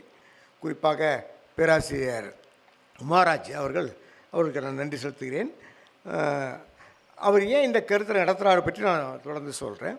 அதுக்கு முன்னாடி நீங்கள் எல்லாம் ஆய்வாளர் என்பதனால ஆய்வு அடிப்படையில் நம்ம சில கருத்துக்கள் தெளிவாக்கிக்கணும். ஏன்னா எங்கே போனாலும் speech technology, language technology, computation linguistics சொல்கிறாங்க. இதெல்லாம் என்ன? அப்போ லிங்குவிஸ்டிக்ஸ்னால் என்ன? நாங்கள் லிங்குவிஸ்டிக்ஸ் படிச்சிருக்கோம், எம்ஏ லிங்குவிஸ்டிக்ஸ். அப்போ எம்ஏ லிங்குவிஸ்டிக்ஸும் கம்ப்யூட்டேஷன் லிங்குவிஸ்டிக்ஸும் தொடர்பு கிடையாதா? என்ன தொடர்பு இல்லையா? இந்த மாதிரி பல கேள்விகள் மாணவர்கள் மத்தியில் இருந்துட்டுருக்குது. அதனால் நீங்கள் முதல்ல தெளிவாக தெரிந்து கொள்ள வேண்டியது லிங்குவிஸ்டிக்ஸ்னால் என்ன. முதல்ல லிங்குவிஸ்டிக் ஸ்டடீஸில் அந்த ரிசர்ச்சில் என்ன பண்ணுறாங்க லிங்குவிஸ்டிக்ஸில். இந்த கம்ப்யூட்டேஷனல் லிங்குவிஸ்டிக்ஸ்னு சொல்கிறோமே, இந்த கம்ப்யூட்டேஷனல் லிங்குவிஸ்டிக்ஸுடைய அதனுடைய பணிகள் என்ன? அடுத்து language technology and speech technology. அப்போ டெக்னாலஜியில் என்ன? கம்ப்யூட்டேஷனல் லிங்குவிஸ்டிக்ஸ் சொல்கிறோம், அதுவே டெக்னாலஜி கிடையாதா? அப்போ கம்ப்யூட்டேஷனல் லிங்குவிஸ்டிக்ஸ் தனியாக பேசுகிறோம், லாங்குவேஜ் அண்ட் ஸ்பீச் டெக்னாலஜி பேசுகிறோம். அதுலேயும் ஜென்ரலாக பேசாமல் லாங்குவேஜ் டெக்னாலஜி வேறு, ஸ்பீச் டெக்னாலஜி வேறுன்னு பேசுகிறோம். இப்போ இதை பற்றி தெளிவான சில கருத்துக்கள் விளக்கங்கள் நமக்கு கண்டிப்பாக தேவை. இப்போ லிங்குவிஸ்டிக்ஸ், நீங்கள் லிங்குவிஸ்டிக்ஸ் ஸ்டூடெண்ட்ஸ், உங்களுக்கு தெரியும் லிங்குவிஸ்டிக்ஸ்னால் என்னங்கிறது தமிழ்நாடு நிறைய பேருக்கு தெரியாது. எங்களுடைய பேராசிரியர் காமாட்சிநாதன் ஒருத்தர் இப்போ அண்மையில் மறைஞ்சிட்டார். அவர் எங்கள் முதல் வகுப்பில் சொன்னார் எனக்கு. அவர் ஒரு ரயில் பயணம் போயிட்டு இருந்தாராம். பக்கத்தில் ஒரு பெரியவர் இருந்தார், கொஞ்சம் படித்தவர் தான். அவர் கேட்டாராம், நீங்கள் என்ன பண்ணுறீங்கன்னு. நான் அண்ணாமலை பல்கலைக்கழகத்தில் மொழியியல் துறையில் ப்ரொஃபஸர் ஆஃப் லிங்குவிஸ்டிக்ஸ் சொன்னாராம். லிங்குவிஸ்டிக்ஸ்னால் என்னங்க அப்படின்னு கேள்வி கேட்டுட்டு அவரே ஒரு பதில் சொன்னாராம், நிறைய லாங்குவேஜ் படிச்சிருப்பீங்களோ அதான் லிங்குவிஸ்டிக்ஸான்னு கேட்டாராம். இவர் பார்த்தாராம், அது இல்லைங்க. அப்போது ஒரு மொழி எவ்வாறு தோன்றியதுன்னு படிப்பீங்களா, அதான் லிங்குவிஸ்டிக்ஸா? அதுவும் இல்லைங்க. கேள்வி கேட்டவர் என்ன பண்ணுறாருன்னா அவரே லிங்குவிஸ்டிக்ஸ் பற்றி விளக்கம் கொடுத்துட்டே வராரு. ஒரு கட்டம் வர அப்போ லிங்குவிஸ்டிக்ஸ்னால் இங்கிலீஷ் லாங்குவேஜானு கேட்குறாரு. பார்த்தார ஆமாங்கன்னு சொல்லிட்டார். ஏன்னா திருப்பி கேள்வி கேட்டே இருக்கார். இப்போ லிங்குவிஸ்டிக்ஸ் பற்றி அப்படி தான் பொதுவாக இருக்குது. சரி, தமிழ் மொழி எம்ஏ தமிழ் படிக்கிறோம், எம்ஏ லிங்குவிஸ்டிக்ஸ் படிக்கிறோம், ரெண்டும் ஒன்றா? எம்ஏ தமிழ் படிக்கிறோம், எம்ஏ லிங்குவிஸ்டிக்ஸ் பண்ணுறோம். இப்போ நான் எம்ஏ தமிழ் பண்ணி முடிச்சுட்டு எம்ஏ மொழியலுக்கு வந்தேன். ஏன் தமிழ் படித்து அந்த 2 வருஷம் படித்தாச்சு, மறுபடியும் மொழியில் 2 வருஷம் படிக்கணுமா? ரெண்டும் ஒன்றா வேறையா? எதுவும் அங்கே வேறுபாடு இருக்கு இல்லையா? அந்த வேறுபாடு என்ன? அது நம்ம தெளிவாக தெரியணும். எம்ஏ தமிழ் படிப்பதற்கும் எம்ஏ மொழியியல் படிப்புக்கு என்ன வேறுபாடு இல்லையா? தெளிவாக தெரியணும். இப்போ நான் ஏன் எம்ஏ மொழியியலுக்கு அதுலேருந்து ஆரம்பிக்கிறேன். எனக்கு எம்ஏ தமிழ் போனது ஏதோ தமிழ் மீது ஆர்வம்லாம் கிடையாது, தமிழுக்கு ஏதோ செஞ்சிடணும் இல்லை. நான் பிஎஸ்சி படித்தேன், எனக்கு எம்எஸ்சி சீட்டு கிடைக்கல, இதுதான் உண்மை. அப்போ என்ன பண்ணலாம்? பக்கத்து காலேஜில் எம்ஏ இங்கிலீஷ் நடக்குது, எம்ஏ தமிழ் இருக்குது, 2க்கு அப்ளிகேஷன் போட்டேன். அதில் எனக்கு என்ன விருப்பம்னா எம்ஏ ஆங்கிலம் தான் போகணும் விருப்பம். அதுக்கு சரி எம்எல்ஏ எம்பி ரெக்கமெண்டேஷன்லாம் வச்சு தயாராக. என்னுடைய துரதிர்ஷ்டம், ஆங்கிலத்துக்கான இன்டர்வியூ வந்து மத்தியானம் வச்சுட்டாங்க, காலையில் தமிழுக்கான இன்டர்வியூ வச்சுட்டாங்க. அப்போ எழுவாய் பயனிலை பிரிக்க தெரியாது. ஒரு வாக்கியத்தை கொடுத்து எழுவாய் எது பயனிலைன்னு கேட்குறாங்க. அந்த டெஸ்ட்டில் நான் 0 தான் எடுக்கிறேன். ஆனால் எனக்கு நிறைய பின்புலங்கள் வேறு ரெக்கமெண்டேஷன் வந்ததுனால எனக்கு உடனே தமிழில் அட்மிஷன் கொடுத்துட்டாங்க. உடனே எங்கள் அப்பா சொன்னாங்க, ஒரு எம்ஏ வாங்கியாச்சு, எதுக்கு இங்கிலீஷ் எம்ஏ வேண்டாம், அட்டன் வேண்டாம், இதே படின்னு சொல்லிட்டாங்க. அந்த அடிப்படையில் தான் எம்ஏ தமிழ் சேர்ந்தேன். நான் மட்டும் இல்லை, என்னுடைய வகுப்பில் 11 பேர் எம்ஏ தமிழில், 10 பேர் வந்து பிற துறைகள், பிஎஸ்சி ஃபிசிக்ஸ், கெமிஸ்ட்ரி, மேத்தமெட்டிக்ஸ். ஒரே ஒரு மாணவர் தான் தமிழ் பிஏ படித்து வந்தவர். அப்போ நாங்கள் 10 பேர் எப்படி இருப்போம், எங்களுக்கு எதுவுமே தெரியாது.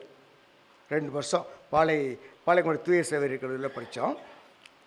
அப்போ வந்து எனக்கு இலக்கணம் நடத்துவாங்க. எங்கள் பேராசிரியர் ஃபாதர் ராஜமாணிக்கம் சொல்லி அவர் இறந்துட்டார். இப்போ ராஜமாணிக்கம் ரொம்ப அன்பாக இருப்பார். அவருக்கு இந்த இலக்கணத்தை நடத்தணும் அவருக்கு ஆசை. எங்களுக்கு கேட்குறதுக்கு ஆசை இருக்க இல்லைங்க, பிரச்சனை கிடையாது. அவருக்கு இலக்கணம் நடத்தணும் ஆசை, நடத்துவார். அப்போ பார்த்தாரு அவருக்கு. அப்போ தான் நாங்கள் தான் முதல் ஃபஸ்ட் பேட்ச். அப்போ என்ன பண்ணாருன்னா, நாகர்கோயிலில் டாக்டர் எஸ் சுப்பிரமணியன் ஒரு தமிழ் பேராசிரியர், எஸ்எஸ் சொல்லுவோம் சிறப்பாக, எஸ்எஸ் சுப்பிரமணியம், அவர் தமிழ்துறை தலைவராங்க. அவர்கிட்ட போய் வாரம் வெறும் சனி ஞாயிறு போய் அவர்கிட்ட இலக்கணத்தை படிச்சுட்டு வந்து எங்களுக்கு வகுப்பு நடத்துவார். எங்களுக்கு தெரியுது எது நல்லா புதுசாக சொல்ல வரான்னு தெரியுது.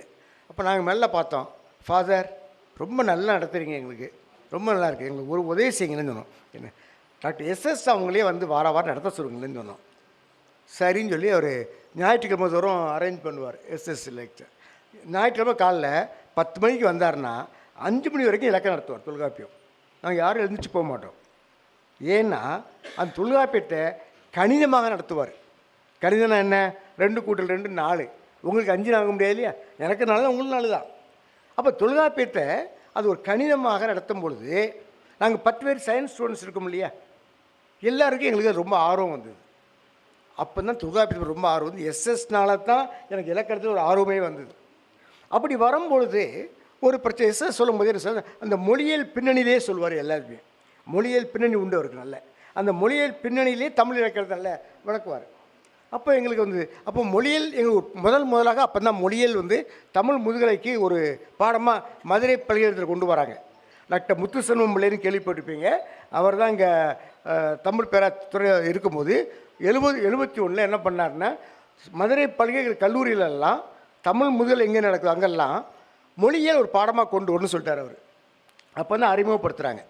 எங்களுக்கும் ஒருத்தர் வந்து மொழியியல் பாடம் நடத்துகிறார், அங்கே உள்ள ஒருத்தர், அதுக்கு பேர் சொல்ல வேண்டாம். ஆனால் அவர் பாவம், அவரும் எங்கே அப்போ தான் அவருக்கும் மொழியியல் எனக்கு தெரிய வருது.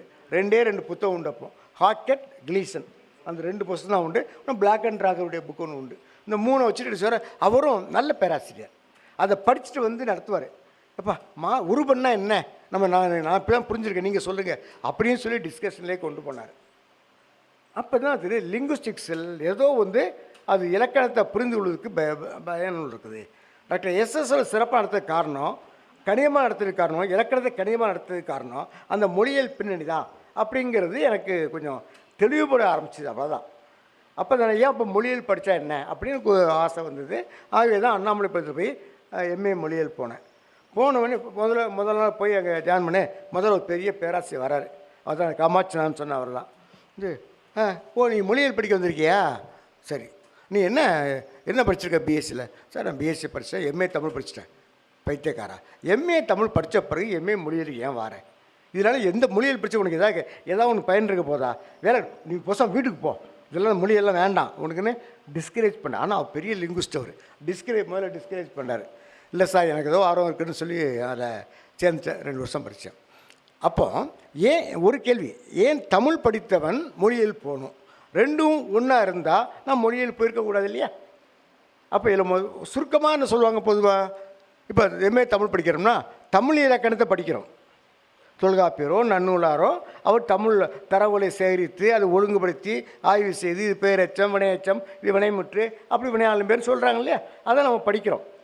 ஆனால் இங்கே என்ன படிக்கிறோம், அவர் தொல்காப்பியர் ஒரு ஆய்வு செய்து அந்த ஆய்வின் முடிவுகளை தொல்காப்பியமாக கொடுத்துருக்காரு இல்லையா.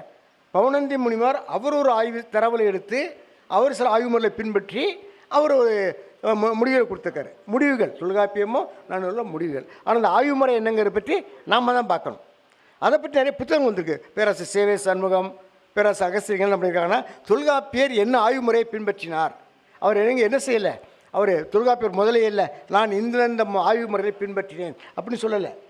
ஏன்னா இன்றைக்குள்ள ஆய்வியல் கட்டுரையில் பார்த்தீங்கன்னா சயின்ஸில் நான் எந்த மெத்தடாலஜியை ஃபாலோ பண்ணியிருக்கிறேன், எந்த தியரியை ஃபாலோ பண்ணி சொல்லிட்டு தான் அவங்க கட்டுரை எழுதுவாங்க. தொல்காப்பியர் அப்படி எழுதலை, நன்னூறு அப்படி எழுதலை. அதெல்லாம் மொழியியல்காரங்க என்ன பண்ணாங்க, அவர் என்ன ஆய்வுமுறை பின்பற்றியிருக்கலாம் அப்படின்னு நிறைய புத்தகங்கள்லாம் எழுதினாங்க. அப்போ ஆய்வுமுறையும் தமிழ் மொழி ஆய்வுமுறையும் இல்லை, அதை பற்றி தொல்காப்பியர் பேசலை. ஆனால் அந்த ஆய்வுமுறையை பின்பற்றி அவர் தமிழை பற்றி அந்த முடிவுகள் இருக்குல்ல அதைத்தான் நமக்கு இலக்கணமாக கொடுக்குறாரு. அப்போ அந்த ஆய்வுமுறை நமக்கு தெரிஞ்ச என்ன பண்ணலாம், நாமளும் தமிழுக்கு ஒரு இலக்கணம் எழுதலாம் ஆச்சா. அப்போ அந்த ஆய்வுமுறை பற்றி இல்லை, தமிழ் குறிப்பிட்ட மொழியினுடைய அமைப்பை இலக்கணத்தை நாம் தமிழ் எம்ஏல படிக்கிறோம். அடுத்த கட்டம் என்னன்னா மொழியில் என்ன பண்ணுறாங்கன்னா அவங்க தமிழுக்கான ஆய்வுமுறைன்னு சொல்லலை, எல்லா மொழியிலும் ஒற்றுமை ஒன்று போல எல்லா மனிதனுடைய இன்னைக்கு 7000 மொழிகள் இருக்குது. எல்லா மொழியும் யாருடைய படைப்பு இன்னைக்கு, எல்லாமே மனித மொழியுடைய படைப்பு தானே. அப்போ 7000 மொழிகளும் 7000 வகையில் வேறுபடலை, அதுக்கெல்லாம் பல ஒற்றுமைகள் சில வேறுபாடுகள். அப்போ எல்லா மொழிகளுக்கும் ஆய்வு முறைன்னு ஒன்று இருக்கு இல்லையா, அந்த ஆய்வு முறை பொதுவாக தான் இருக்க முடியும் அப்படிங்கிற சிந்தனை போக்கு 19ஆம் நூற்றாண்டு இறுதியில் 20ஆம் நூற்றாண்டு தொடக்கத்தில் வளருது. அப்போ எந்த மொழி என்றாலும் எந்த மொழி ஆய்வு என்றாலும் ஆய்வு முறைகள் ஒன்று தான். அப்போ ஒரு மொழி எந்த ஒரு மொழியை பற்றியும் ஆய்வு செய்வதற்கான பொதுவான வழிமுறைகளை கோட்பாடுகளை வரையறுக்கணுங்கிற அந்த அடிப்படையில் தான் மொழி எங்கிறது தோன்றுது. ஒரு ப்ளூஃபீல்டோ ஒரு சசூரோ இவங்க என்ன அந்த ஆய்வுமுறையை கொண்டு வராங்க. அந்த ஆய்வுமுறை எந்த குறிப்பிட்ட மொழிக்கான ஆய்வுமுறை இல்லை, மனிதனுடைய இயற்கை மொழிகளை எந்த ஒரு இயற்கை மொழிகளாக இருந்தாலும் அதை ஆய்வு செய்வதற்கான வழிமுறைகள் கோட்பாடுகளை உருவாக்குறாங்க. அதுதான் மொழியியல். அப்போ அந்த கோட்பாடை படித்தவங்க தமிழுக்கு மட்டும் இலக்கணம் இல்லை, நமக்கு தெரியாத மொழிக்கு இலக்கணம் இதெல்லாம். அண்ணாமலை பிரயோகத்தில் பெரிய அதாவது பல ட்ரைபல் லாங்குவேஜஸ் இலக்கணம் இருக்கிறாங்க. வாக்ரி போலின்னு சொல்கிறோம், நரிக்குற ஒரு மொழி, அதுக்கு எங்கே இலக்கணம் உண்டா, தொல்காப்பியர் நூலார் மாதிரி கிடையாது. ஆனால் அதை ஒருத்தர் பேராசிரியர் என்ன செய்கிறாரு, சீனிவாச வர்மாங்கிறவரே மொழியியல் படித்திருந்த காரணத்தினால, தொல்காப்பியம் படித்த காரணம் இல்லை, மொழியியல் படிச்சிருந்த காரணத்தினால அங்கே போய் அந்த வாகிரி போலி பேசுகிறவங்ககிட்ட எப்படி தரவுகளை சேகரிக்கணும், அது எப்படி ஒழுங்குபடுத்தி வைக்கணும், எப்படி ஆய்வு செய்யணும், எப்படி முடிவுக்கு வரணும். அப்போ எந்த ஒரு இயற்கை மொழியும் ஆய்வு செய்யக்கூடிய கோட்பாடுகளை ஆய்வு முறையை கொடுப்பது தான் மொழியியல், அதுதான் லிங்குவிஸ்டிக்ஸ். அப்போ தமிழ் முதுகலை என்பது வேறு, மொழியியலுங்கிறது வேறு தெரிய வந்தாச்சு. ஆனால் மொழியியல் படிச்சிருந்தோம்னா நம்ம தொல்காப்பியத்தை இன்னும் புரிய முடியும். பேராசிரியர் காமாட்சி இருக்கிறாரு, அவர் அண்ணாமலை பற்றி மொழியியல் துறை இருந்தவர். அவர் தொல்காப்பியத்தை பற்றியும் திராவிட மொழி ஒப்பினர் கால்வரை பற்றியும் நிறைய புதுசாக சொல்கிறார். காரணம் என்ன, அவர் மொழியியல் பின்னணி உள்ளவர். அப்போ தொல்காப்பியர் இதைத்தான் சொல்ல வந்தார், இந்தந்த காலத்தை சொல்ல வந்திருப்பார் அப்படின்னு சொல்கிறார் இல்லையா, அதுக்கு பயன்படுத்துகிறது மொழியியல். அப்போ மொழியியல் இருந்தால் நீ எந்த ஒரு மொழி பற்றியும் புரிந்து கொள்ள முடியும், ஆய்வு செய்ய முடியும், அதுக்கான ஒரு இலக்கணத்தை படைக்க முடியும். இதுதான் மொழியியல். அந்த மொழியிலே பல்வேறு கோட்பாடுகள் இருக்குது, எப்படி ஆய்வு செய்வது அப்படிங்கிற பல்வேறு கோட்பாடு இருக்குது. அந்த கோட்பாடில் மொழியியல் துறையிலே இப்போ சாம்ஸ்கியுடைய கோட்பாடு வேறு, ப்ளூஃபீல்டு கோட்பாடு வேறு, அப்படி நிறைய கோட்பாடுகள் இருக்குது. இப்போ நான் அந்த கோட்பாடு எந்த கோட்பாடு எனக்கு ஒத்து வருதோ அதை எடுத்து நான் ஆய்வு செய்கிறேன். இதெல்லாம் லிங்குவிஸ்டிக்ஸ் வளர்ச்சி. 19ஆம் நூற்றாண்டு இறுதியில் தோன்றிய அந்த மொழியை வளர்ச்சி எனக்கு நல்லா வளர்ந்துருக்குது. வேறு கோட்பாடுகள் இதெல்லாம் சரி. பட் இதனுடைய அடிப்படை நோக்கம் என்ன, மொழி பற்றிய அறிவியல் ரீதியான பண்புகளை கண்டறிவது தான் லிங்குவிஸ்டிக்ஸ். மொழியியல் அடிப்படையில் மொழியியல் வழிமுறையை பின்பற்றி மொழியை பற்றி இயற்கை மொழியை பற்றிய அடிப்படையில் புரிந்து கொள்வது. சரி, புரிஞ்சாச்சு, புரிஞ்சு என்ன செய்ய சோறு போடுமா, அது சோறு போடுமா? நான் மொழியியல் படித்து என்ன இயற்கை மொழி ஆய்வு இப்படி தான், தமிழ் மொழி அமைப்பு இப்படி தான், ஆங்கில மொழி அமைப்பு இப்படி தான், பாகிரி மொழி அமைப்பு இப்படி தான் சொல்லிட்டேன், ரைட்டு. அதனால் மக்களுக்கு என்ன பிரயோஜனம்? ஒன்று இல்லையா? அப்போ அடுத்த கேள்வி வரும் இல்லையா, அவன் எந்த சயின்ஸும். அப்போ சயின்ஸு டெக்னாலஜின்னு 2 வேறுபாடு பார்க்குறோம். இப்போ இன்ஜினியரிங் காலேஜ் டெக்னாலஜி காலேஜ்னு சொல்கிறது வேறு, ஜென்ரல் சயின்ஸ் காலேஜ் சொல்கிறது வேறு. அப்போ சயின்ஸுக்கும் டெக்னாலஜி எங்கே வேறுபடுது? இப்போ சயின்ஸ் அண்ட் டெக்னாலஜி உறவு உண்டா, 2 வெவ்வேறா? அவங்க சில பேர் சயின்ஸ் படிக்கிறாங்க, சில டெக்னாலஜிக்கு போகிறாங்க. அப்போ சயின்ஸுக்கும் டெக்னாலஜி என்ன வேறுபாடு? டெக்னாலஜி ஒன்றை பற்றிய சயின்டிஃபிக் உண்மையில் வருவதுக்கு முன்னாடி டெக்னாலஜி வந்துடும் இல்லையா. வில்லு கண்டுபிடிக்கிறான், வில்லை செய்கிறான், அப்போ வில்லை பற்றிய தெளிவான எல்லா அந்த மெக்கானிக்ஸ்லாம் அப்போ ஒன்றும் சயின்டிஃபிக் லாஸ் வரல இல்லையா? ஆதி காலத்தில் ஒருத்தருக்கு தெரியும் மரத்துலேருந்து மேலே உள்ள பழம் கீழே விழுன்னு தெரியும். அவனுக்கு என்ன தெரியாதுப்பா, நியூட்டனோட கிராவிடேஷன் எல்லாம் பற்றி அவனுக்கு ஒன்றும் தெரியாது. ஆனால் அப்போ இந்த அறிவியல் விதியில் வருவதுக்கு முன்னாலே அனுபவத்தின் அடிப்படையில் மக்கள் பல்வேறு கருவிகளை கண்டுபிடிக்கிறாங்க இல்லையா? அதெல்லாம் எது சயின்ஸ் இல்லை, அதெல்லாம் பார்த்தா பிரிமிட்டிவ் டெக்னாலஜி வருது. அப்படி தான் நம்ம சமுதாயம் வாழ்ந்துருக்கு. ஏன்னா 17ஆம் நூற்றாண்டில் இந்த சயின்ஸ் வந்த பிறகு தான் மனித சமுதாயம் வாழ்ந்துட்டு இருக்கா. தீயை கண்டுபிடிச்சானா, பானையை செஞ்சானா, வில்லு கண்டுபிடிச்சானா? இல்லை. அனுபவத்தின் ரீதியாக என்ன பண்ணான், நெருப்பில் தண்ணி ஊற்றினா அணைங்கிறது இருக்கு இல்லையா? இது இப்போ நமக்கு தெரியும். இப்போ ஒன்றுனா தெருவில் போகிறோம், ஒரு இடத்துல ஒரு மோட்டாரில் இல்லை பைக்கில் வந்து தீப்பற்றிட்டுன்னு வச்சுங்க, நீங்கள் என்ன பண்ணுவீங்க? ஒன்று தீப்பற்றியாச்சு, பக்கத்தில் வந்து நிறைய தண்ணி இருக்குது, என்ன பண்ணுவீங்க? சுத்தமாக சொல்லுங்கள், தண்ணி எடுத்து ஊற்றலாமா? ஊற்றக்கூடாது. ஏன்னா தீக்கு வந்து ஆக்சிஜன் தான் நல்லா வளரும். தண்ணியில் என்ன இருக்குது? H2O, ஆக்சிஜன் ஜாஸ்தி. தண்ணி மண்ணள்ளி போடணும். அதுதான் தியேட்டரில் பார்த்தீங்கன்னா பல இடங்கள் பார்த்தீங்கன்னா வாளியில் மண் வச்சுருப்பாங்க. ஸோ எந்த தீக்கு எதை கொண்டு அடைக்கணும் இருக்கு இல்லையா? அப்போ இந்த சயின்ஸ் டெவலப் பண்ண பிறகு இன்றைக்கி என்ன பண்ணுறாங்க, எந்த தீன்னு இப்போ எலக்ட்ரிசிட்டி கசினால் வந்த தீயா, அல்லது பெட்ரோலால் வந்த தீயா, அல்லது வேறு மாதிரி வந்த தீயான்னு பார்க்குறாங்க இல்லையா? இது சயின்ஸ். இது வந்த பிறகு இன்றைக்கி அந்த தீ அணைக்கிற டெக்னாலஜி நல்லா வளர்ந்தாச்சு. அன்றைக்கி அந்தளவுக்கு வளரல. ஆனால் தீ அணைக்க தெரியும் அவங்களுக்கு, ஆனால் இந்த அளவுக்கு என்ன செய்யாது அவங்களுக்கு தெரியாது. அப்போ சயின்ஸ் வளர வளர அது அப்ளிகேஷன்ஸு டெக்னாலஜி வரும். ஆனால் டெக்னாலஜிஸ்ட்டுக்கு அந்த டெக்னாலஜிக்கு பேஸே இந்த சயின்ஸ் தான். அப்போ அந்த 17-18ஆம் நூற்றாண்டில் தொழில் புரட்சி ஏற்படும் பொழுது இந்த சயின்ஸ் நிறைய வர வர ஏன் பழம் மேலேருந்து கீழே விழுதுன்னு யோசிக்கிறான் இல்லையா? ஏன் நியூட்டன் மட்டும் யோசித்தான், அதுக்கு முன்னால் ஏன் யோசிக்கலை? அடுத்த கேள்வி வரும் இல்லையா? ஏன் 17ஆம் நூற்றாண்டில் ஒரு நியூட்டன் பிறந்து தான் இந்த பழம் மேலேருந்து கீழே விழுந்தால் கிராவிடேஷன் கண்டுபிடிக்கணுமா? ஏன் முன்னாடி கண்டுபிடிக்கலை? இருக்கு இல்லையா? ஒன்று வச்சு எந்த ஒரு சயின்டிஃபிக் டிஸ்கவரிக்கும் ஒரு தேவை இருக்கணும், அதுக்கான சூழலும் இருக்கணும். ஒரு ஒரு அறிவியல் கருத்து உருவாகுதுன்னா அதுக்கு ஒரு தேவை இருக்கும். இந்த சமுதாயத்தில் தேவை இருந்தால் மட்டும் போதாது, அதை அந்த நிறைவேற்றுவதற்குரிய உதவியில் கிடச்சிருக்கும் அந்த சமுதாயத்தை. அப்போ தான் அது வர முடியும். ஸோ 17ஆம் நூற்றாண்டுலாம் நியூட்டனுக்கு அந்த புவியிருப்பு இதுக்கான நியூட்டன் பிறக்கலாம், இன்னொன்று காட்டன் பிறந்திருப்பான். அது நியூட்டன் மட்டும் அந்த பிறந்தனால தான் அந்த கிராவிடேஷன்லாம் வந்தது. நியூட்டன் பிறக்கலாம் கிடச்சி இல்லாமல் போயிருக்குமா? கிடையாது. அப்போ ஒவ்வொரு அறிவியல் வளர்ச்சிக்கும் அறிவியல் கோட்பாடு வளர்ச்சிக்கும் சமுதாயத்துடைய தேவையும் இருக்கும், அதை நிறைவேற்றுவதற்கான வழிமுறைகள் வந்திருக்கும். அப்படி தான் சயின்ஸ் வருது, அப்படி தான் டெக்னாலஜி வருது இல்லையா? அப்போ லிங்குவிஸ்டிக்ஸ் எப்போ வருது? இதுக்கு முன்னால் லிங்குவிஸ்டிக்ஸ் முன்னாடி ஃபிலாலஜின்னு சொல்லுவாங்க.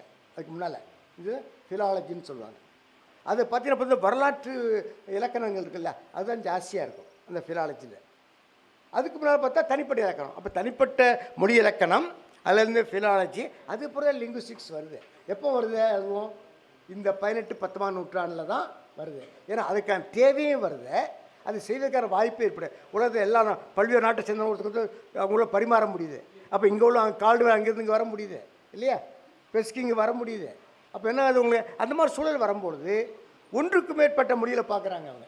தமிழ்நாட்டில் தமிழர்கள் மட்டும் இருந்தாங்கன்னா நம்ம ஏன் வடமொழி பற்றி கவலைப்பட போகிறோம்? வடமொழி இலக்கணம் பற்றி கவலைப்படுவோமா? இல்லை. அப்போ இங்கே பல மொழி பேசுகிறவங்க வரும்போது ஒருத்தருக்கு என்ன வாய்ப்பு கிடைக்குது? அவருக்கு தமிழையும் கேட்குறாரு, வடமொழியும் கேட்குறாரு, ஆங்கிலத்தையும் கேட்குறாரு. அப்போ அவருக்குள்ள என்ன ஆகுது? அப்போ மூன்றில் ஒற்றுமை இருக்கே, இங்கே வேறுபாடு இருக்கே, அப்படி ஒரு சிந்தனை போக்குவரது இல்லையா? அப்போ ஒன்றுக்கு மேற்பட்ட மொழியில் ஆய்வு செய்யக்கூடிய சூழல் எப்போ வருது?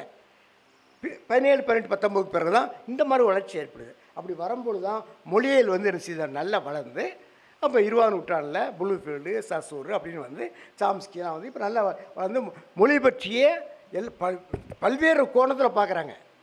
முன்ன ஸ்கூல் ஒரு புக்கை நீங்கள் பார்க்கணும், லிங்குவிஸ்டிக் ஸ்டூடெண்ட்ஸு, ஜாஃப்ரி சாம்சனுடைய புக்கு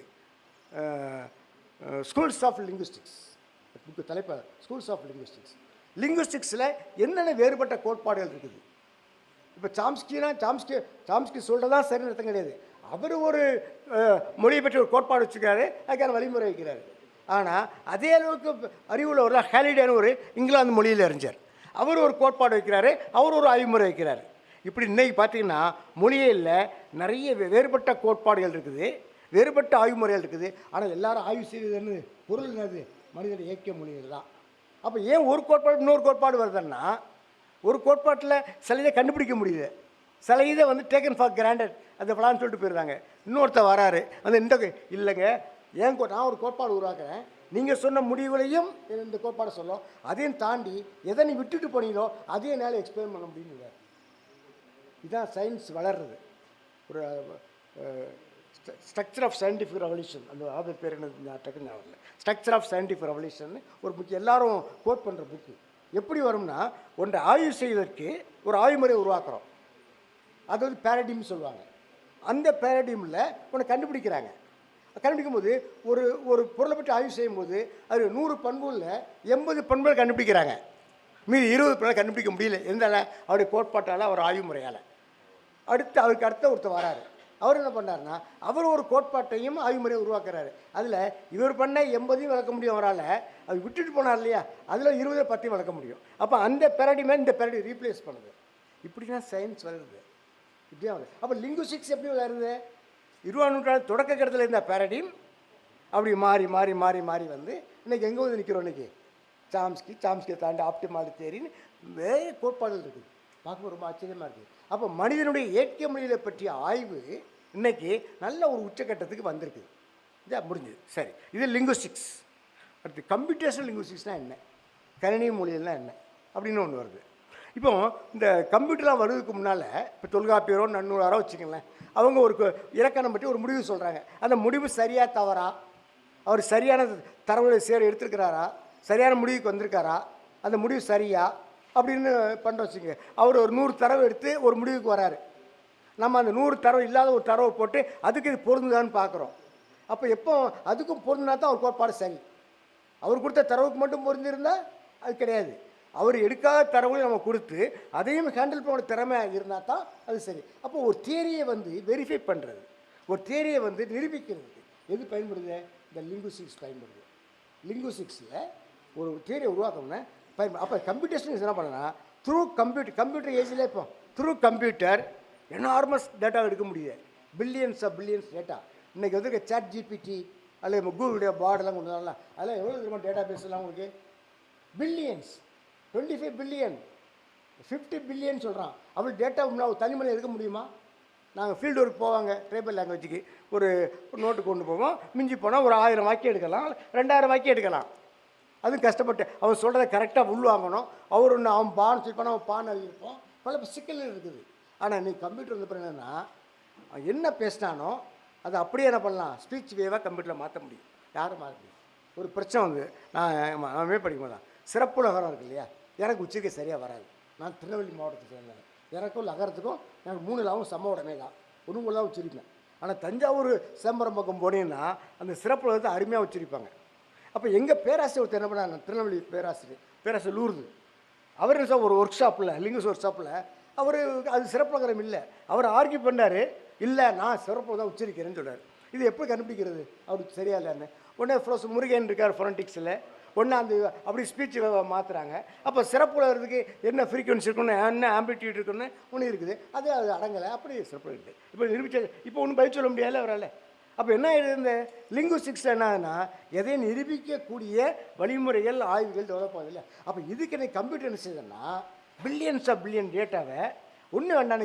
எனக்கு உலகத்தில் உள்ள இப்போ எப்படி கூகுளில் பண்ணுறான், கூகுளில் எப்படி சர்ச் இன்ஜின் உருவாக்குறான், எப்படி இந்த சாட் ஜிபிடி உருவாக்குறான், அவன் எல்லா இமெயிலேருந்து எல்லா ஃபேஸ்புக்கிலேருந்து எல்லாமே அவனே கண்ட்ரோல். அவன் நம்ம கொடுக்குற எல்லாம், நீங்கள் ஒரு ஃப்ரெண்டுக்கு இதில் கடிதம் கூட யாருக்கு போகுது, அது அவங்க தான் போகுது. எல்லா டேட்டாவும் எடுக்கிறான். ஒவ்வொரு செகண்டுக்கு பில்லியன்ஸ் டேட்டா எடுக்கிறான். அதுக்கு நான் க்ராவலர்னு வச்சுக்கிறான். க்ராவலர் போய் அதை பற்றி கொண்டு வந்துடும். வெப் க்ராவலர் எல்லாருக்கும் கொண்டு வந்துடும். ஒரு சாஃப்ட்வேர் பார்த்தேன் இங்கிலீஷுக்கு, ஒரு சொல்ல போட்டிங்கன்னா இன்றைக்கி இந்த நிமிஷம் எழுதுகிற கட்டுரை வரைக்கும் அதை எடுத்து கொடுத்துரும். அந்த க்ராவலர் வந்து அவ்வளோ பவர்ஃபுல்லாக பண்ணியிருக்கிறான் இல்லையா. அப்போ அந்த மாதிரி க்ராவலர் டெவலப் ஆகிருக்கு கம்ப்யூட்டரில். அப்போ எனார்மஸ் டேட்டாவை ஸ்டோர் பண்ணுறதுக்கு என்ன இப்போல்லாம் என்ன பண்ணுறோம். முன்னால் நான் முதல்ல கம்ப்யூட்டர் 80 வாங்கும்போது ரொம்ப ஆச்சரியமாக இருக்கும் உங்களுக்கு. ஒரு 1 MB மெமரி, எவ்வளவு 1 MB மெமரி, கேள்விப்பட்டிருக்க மாட்டேங்குது. 1 MB மெமரி. ஹார்ட் டிஸ்க் எவ்வளோனா 40 MB. ஒன்றுமே பண்ண முடியாது. இப்போ எதுமா MBயை தாண்டி என்ன ஜிபியை தாண்டி டிபிக்கு வந்தாச்சுப்பா. சார் எனக்கு 8 TB மெமரி உள்ளே கொடுங்கன்னு கேட்குறோம். அப்போ எவ்வளோ பவர்ஃபுல்லாக இருக்கும் அது. அப்புறம் ஹார்ட் டிஸ்க்கு அதே மாதிரி கேட்குறோம். எங்களுக்கு ஒரு எக்ஸ்ட்ரா ஹார்ட் டிஸ்க் வாங்குறோம். என்ன வரும், பில்லியன்ஸ் ஆஃப் டேட்டா ஸ்டோர் பண்ணுற அளவுக்கு அந்த இது இருக்குது. அதுவும் தாண்டி இப்போ என்ன பண்ணால் தெரியுமா, க்ளவுட் கம்ப்யூட்டிங் கொண்டு வந்துட்டான். இப்போ நாம் கம்ப்யூட்டர் வாங்குகிறோம், பெரிய ரிசர்ச் பண்ணுறேன், எனக்கு எனார்மஸ் டேட்டா கூகுள் மாதிரி பில்லியன்ஸ் ஆஃப் டேட்டா எனக்கு வேணும், ஸ்டோர் பண்ணணும். அதுக்கு என் கம்ப்யூட்டர் பண்ண முடியாது. அந்த அளவுக்கு பெரிய கம்ப்யூட்டர் எனக்கு வாங்கவும் முடியாது. அப்போ என்ன பண்ணா தெரியுமா, அவன் க்ளவுட் கம்ப்யூட்டிங் ஸ்பேஸ் வச்சுருக்கான். அதில் பணம் கட்டி சப்ஸ்கிரைப் பண்ணிக்கலாம். நம்ம டேட்டாவை அங்கே ஸ்டோர் பண்ணிக்கலாம். பில்லியன்ஸ் ஆஃப் டேட்டா அங்கே ஸ்டோர் பண்ணாமல் ஆய்வு பண்ணலாம். அப்போ எந்த வளர்ச்சி வந்திருக்குது? அப்போ இந்த கம்ப்யூட்டர் எதுக்கு நமக்கு பயன்படுது? நம்முடைய மொழியியல் ஆய்வுக்கு, நம்முடைய கோட்பாடை வெரிஃபை பண்ணுறதுக்கும், அதுக்கு வேண்டிய தரவுகளை முறையாக சேகரிக்கவும், அதை ஒரு டேட்டா பேஸ்லாம் வைக்கிறதுக்கு எல்லாத்துக்கும் பயன்படுது. அப்போ கம்ப்யூட்டர் நமக்கு என்ன பார்ப்போம்? ஒரு லெபரட்டரி மாதிரி. ஃபிசிக்ஸ் கெமிஸ்ட்ரி லேப் எதுக்கு வச்சுக்கிறாங்க? கெமிஸ்ட்ரியில் ஒரு சால்ட்டு கொடுத்தா அது என்னென்னு கண்டுபிடிக்கணும், அதுக்கு லேபு. ஃபிசிக்ஸில் ஒரு ஒயரை கொடுத்தா அதனுடைய மற்ற எல்லா பண்பையும் பார்க்கணும். ஒரு திரவத்தை கொடுத்தா விஸ்காசிட்டி பார்க்கணும் இல்லையா? இந்த மாதிரி பண்ணுறாங்க இல்லையா? அந்த மாதிரி எனக்கு என்னென்னா, தமிழ் இலக்கணத்தில் நம்ம சொல்ல முடியும் சில முடிவுகள்லாம், இந்த முடிவெல்லாம் சரியாக தவறான அப்ஜெக்டிவாக சப்ஜெக்டிவாக இல்லாமல், அப்ஜெக்டிவ் சப்ஜெக்ட் என்ன? இப்போ நான் சொல்கிறேன் 2 கூட 2 4, யாராலும் மறக்க முடியாது இல்லையா? இது அப்ஜெக்டிவ். அப்படி இல்லாமல் நான் சொல்கிறேன் காமாட்சி ரொம்ப அழகாக இருக்காருன்னு சொல்கிறேன். சில பேர் சொல்கிறாங்க அவர் பிடிக்காதுங்க, அது என்ன அழகு, எங்கள் வீட்டு பையன் எவ்வளோ அழகாக இருக்கா. இது சப்ஜெக்டிவ். அப்போ அப்ஜெக்டிவ் என்ன, சப்ஜெக்டிவ் என்னன்றது இல்லையா? அப்போ சயின்ஸே அப்ஜெக்டிவ். அப்போ என்ன பண்ணுறோம், இந்த அப்ஜெக்டிவ் அனலைஸ் பண்ணுறதுக்கு எனக்கு கம்ப்யூட்டர் பயன்படுது. அடுத்த டெக்னாலஜிக்கெல்லாம் போகலாம். எனக்கு லிங்குவிஸ்டிக்ஸில் கண்டுபிடிக்கிற முடிவுகளை வெரிஃபை பண்ணுறதுக்கு, சப்ஸ்டான்ஷியேட் பண்ணுறதுக்கு எனக்கு கம்ப்யூட்டருடைய ஸ்டோரேஜ் எனக்கு பயன்படுது, கம்ப்யூட்டருடைய ப்ராசஸர் எனக்கு பயன்படுது, அதுக்கான ப்ரோக்ராமிங் லாங்குவேஜ் எனக்கு பயன்படுது. அப்போ நான் லேபாக பயன்படுத்துகிறேன். இதுதான் ஒரு முக்கியமான அதுதான் கம்ப்யூட்டர் லிங்குவிஸ்டில் ஒரு பார்ட்.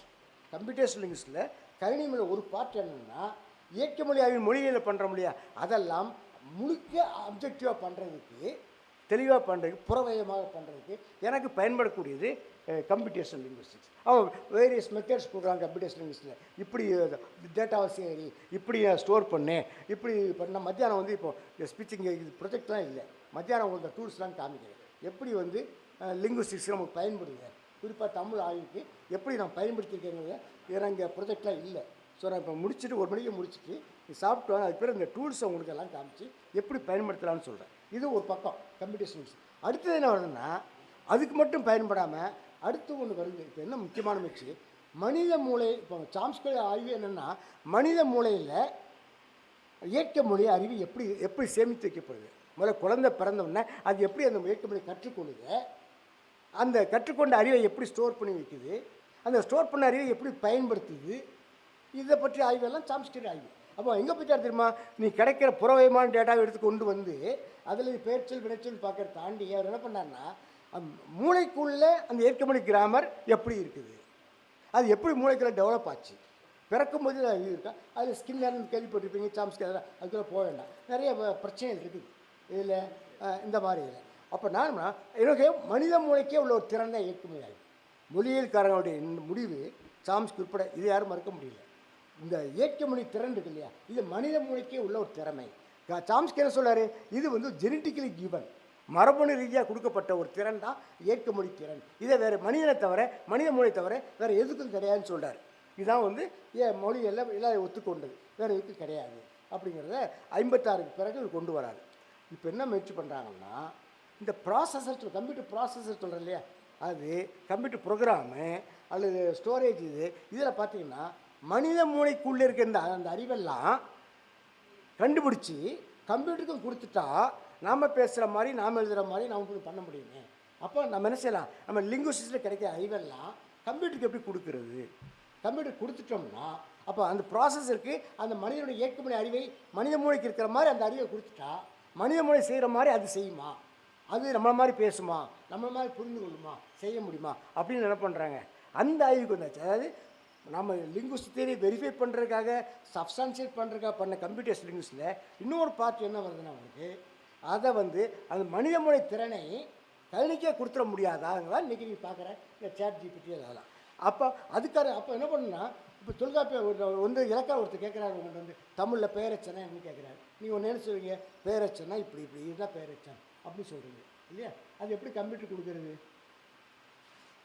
இதெல்லாம் இந்த ஆய்வு முறையெல்லாம் கொடுத்தா கம்ப்யூட்டர் என்ன ஆகிடும் உங்களுக்கு, அதுக்கு எல்லாமே அதுக்கு நம்மளோட இது ரொம்ப தெளிவாக பேச ஆரம்பிச்சு இல்லையா. அப்போ என்ன மெல்ல கம்ப்யூட்டேஷன் லிங்குவிஸ்டிக்ஸ் என்ன பண்ணுறாங்கன்னா, இந்த அறிவை கொடுக்க முயற்சி பண்ணுறாங்க. அறிவை கொடுத்துட்டோம்னா நாம் செய்கிற செயல்பாடெல்லாம் அது செய்யும், இது ரைட் இல்லையா. அப்புறம் என்னாச்சு, நம்ம முழு முயற்சியெல்லாம் அந்த இன்ன வரைக்கும் வெற்றி பெறல, 100 விழுக்காடு வெற்றி பெறல, 60 விழுக்காடு 70 விழுக்காடு 80 விழுக்காடுன்னு சொல்லுவாங்க. இதில் எல்லாருமே இந்த லிங்குவிஸ்ட் எல்லாமே இதுக்குள்ளே வரல, அது வேறு பிரச்சனை இல்லையா. இது ஒரு குரூப்பாக. ஆனால் நமக்கு தேவையான லிங்குவிஸ்டிக்ஸ் படிச்சுக்கிறவங்களுக்கு தேவையான ஒன்று இந்த கம்ப்யூட்டேஷன் லிங்குவிஸ்டிக்ஸ். ஒன்று தியரியை வெரிஃபை பண்ணுறதுக்கும் பயன்படும். நம்முடைய மொழித்திறனை கம்ப்யூட்டர் கொடுக்க முடியுமா, நம்மளை மாதிரி சாம்ஸ்கிஸோட அது மனித மொழிக்கோட திறன் அப்படி இல்லாமல் கொடுத்துட முடியுமான்னு கேட்குறாரு. அந்த மாதிரி டைம் என்னாச்சு பாருங்க, 1:10 ஆச்சுல்ல. சரி, நான் 2 நிமிஷம் முடிச்சிடலாம். அப்போ இந்த மாதிரி கம்ப்யூட்டேஷனல் லிங்குவிஸ்டிக்ஸ் வருது. அடுத்து லாங்குவேஜ் டெக்னாலஜி, நான் ஸ்பீச் டெக்னாலஜி, லாங்குவேஜ் டெக்னாலஜி, இந்த சயின்ஸில் கிடைச்ச அடிப்படையை வைத்துக்கொண்டு நம்ம என்ன பண்ணுறோம். இப்போ ஒரு பெரிய ஆலை முதலாக இருக்கான், அவனுக்கு லிங்குவிஸ்டிக்ஸ் பற்றியோ கம்ப்யூட்டேஷனுக்கு கவலையே இல்லை. அவனுக்கு என்ன கவலை, அவன் கஸ்டமரை டீல் பண்ணணும். கஸ்டமர் வந்து இவன் பொருள் விற்கிறான், பொருள் கஸ்டமர்ஸ் வந்து அதுக்கு இது அனுப்புகிறான், லைக் அனுப்புகிறான். அந்த ஸ்டேட்மெண்ட்டில் இருந்து இந்த பொருளுக்கு ஆதரவு இருக்கா எதிர்ப்பா கண்டுபிடிக்கணும் இல்லையா, அவனுக்கு அதான் நோக்கம். அது இது கொடுப்பான், இந்த தீபாவளிக்கு ஒரு சில அடிஷ்னல் ப்ரைஸ் கொடுப்பான், பொங்கலுக்கு சில ப்ரைஸ் கொடுப்பான். எந்த காலகட்டங்களில் எந்த பண்டிகைக்கு எந்த ப்ரைஸ் கொடுத்தா மக்கள் விரும்புகிறாங்கன்னு பார்க்கணும். இதெல்லாம் அவன் கண்டுபிடிக்கணும். சென்டிமெண்ட் அனாலிசிஸ்ன்னு சொல்லுவாங்க இதெல்லாம். அப்போ அது அவன் வியாபாரத்துக்கு பார்க்குறான்.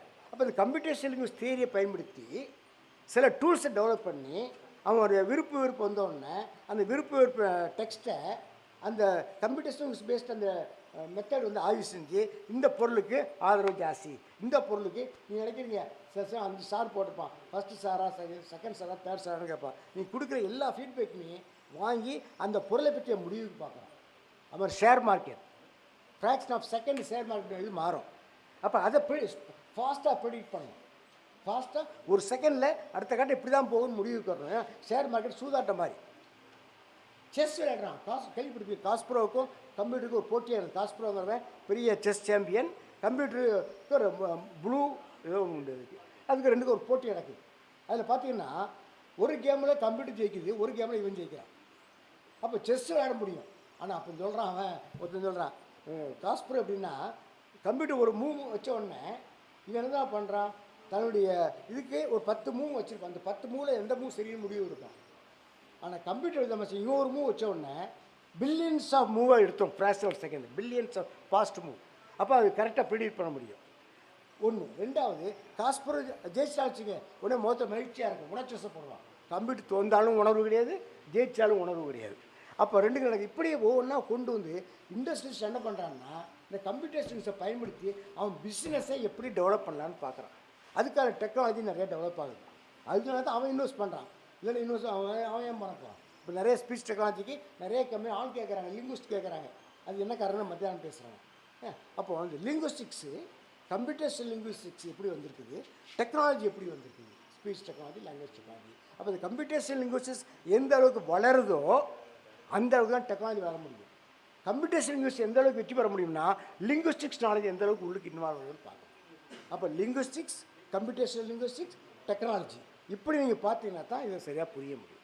அப்போ நம்ம நோக்கம் என்ன இருக்கணும், தமிழுடைய அமைப்பை இப்போ இது வரைக்கும் தொல்காப்பியர் அணுகுவாக சொன்ன அந்த கோட்பாடுகள் எல்லாம் விதிகள்லாம் சரியாக வரதா வரலையான்னு பார்க்க இப்போ நம்ம கம்ப்யூட்டரை பயன்படுத்த முடியும். அதுபோல் மற்ற டெக்னாலஜி சென்டிமெண்ட் அனாலிசிஸோ அதை நம்ம பண்ண முடியும்.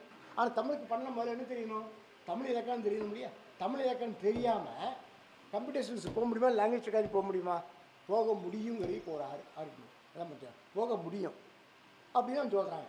அதுக்கு என்ன சொல்லணும்னா ப்ராபபிலிட்டின்னு சொல்லுவாங்க. அதாவது ஒரு இருக்குது வச்சுக்கோங்களேன், இன்றைக்கி மழை வருமா வராதா, வெளியே நிற்கிறோம், மேகம் இருக்குது, ஆனால் வருமா வராதா. கிராமத்தில் ஒரு பெரியவர்கிட்ட கிட்ட கரெக்டாக சொல்லுவார், கடிமாக கூட மேகம் இருக்கும், இந்த மேகத்தில் மழை வராது, இந்த மேகத்தில் மழை வரும். எப்படின்னா பாஸ்ட் எக்ஸ்பீரியன்ஸ் இருக்குது இல்லையா, ஆயிரக்கணக்கான எக்ஸ்பீரியன்ஸ் வாழ்க்கையில், அதில் இருந்து அவர் ஒன்று ப்ரெடிக்ட் பண்ணார். அது நடக்கும் நடக்காமல் போகலாம், அது வேறு. ஆனால் ப்ரெடிக்ட் அது ப்ராபபிலிட்டின்னு சொல்கிறோம். அந்த ப்ராபபிலிட்டி மாதிரி இப்போ நான் ஒரு கேள்வி கேட்குறேன், நீங்கள் விடை சொல்கிறீங்க, உங்கள் விடை இந்த ஸ்ட்ரக்சர்லாம் இருக்கும், நான் ப்ரெடிக்ட் பண்ண முடியுமா, பண்ணலாம். இந்த கேள்விக்கு ஒரு மிஞ்சி போனால் 10 இல்லை 20 30 40 17 வகை தான் இருக்கணும். அதில் எது வந்து ஜாஸ்தியாக வருதுன்னு அவன் பார்க்குறான், ஃப்ரீக்வன்சி பார்க்குறான். ஃப்ரீக்வன்சி பார்த்து ப்ராபபிலிட்டியை முடிவு எடுக்கணும். ஒரு தப்பாக ஒரு சொல்ல அடிக்கிறீங்க, அதுக்கு சஜஷன் எது, ஸ்பெல் செக்கர் இலக்கண அடிப்படையில் போகிறதா அது ப்ராபபிலிட்டி அடிப்படையில் போகிறோம். ஆனால் ஒன்று புரிஞ்சுக்க, லிங்குவிஸ்டிக்ஸில் இதெல்லாம் அன்றைக்கே வந்தாச்சு. லிங்குவிஸ்டிக்ஸில் ஸ்டாட்டிஸ்டிக்ஸ் அப்ளை பண்ணிட்டு முதல்ல இருந்தே இருக்குது. குளோட்டோ குரோனாலஜி, லெக்சிகோ ஸ்டாட்டிஸ்டிக்ஸ் எல்லாம் பயன்படுது. ஆனால் அந்த ஸ்டாட்டிஸ்டிக்ஸ் டிஸ்கிரிப்டிவ் ஸ்டாட்டிஸ்டிக்ஸ் எல்லாம் டிஸ்கிரிப்டிவில் வந்துடும். ஆனால் இப்போ வந்து ப்ராபபிலிஸ்ட் லிங்குவிஸ்டிக்ஸ், அவர் புக்கே காமிக்கிறார், ப்ராபபிலிஸ்ட் லிங்குவிஸ்டிக்ஸ் வந்து ப்ராபபிலிட்டியை ப்ரெடிக்ட் எப்படி பண்ணுறது, அதுக்கான தியரிலாம் வந்துருக்கு.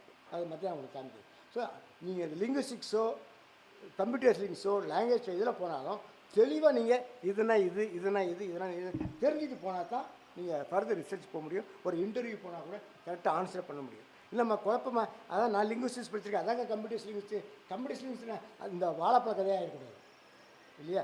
எது லிங்குவிஸ்டிக்ஸு, எது கம்ப்யூட்டர் லிங்க்விஸ்டிக்ஸு, எது டெக்னாலஜிங்கிறத நம்ம தெளிவாக டிமார்க்கேட் பண்ணணும். இது மற்றவங்க பிரச்சனை இல்லை, நம்ம அகடமிஷியன்ஸுக்கு, ரிசர்ச்சர்ஸ்க்கு, ஸ்டூடெண்ட்ஸுக்கு, டீச்சர்ஸுக்கு இந்த தெளிவு நிறைய இருக்கணும் இல்லையா? இது பற்றி மத்தியானம் இந்த அடிப்படையில் தமிழ் நம்ம எப்படி இப்படிலாம் பண்ணலாம் அப்படிங்கிற சில மாடல்ஸ் காமிக்கிறோம். சரிங்களா? ரொம்ப நன்றி. ஒன்றாயிடுது.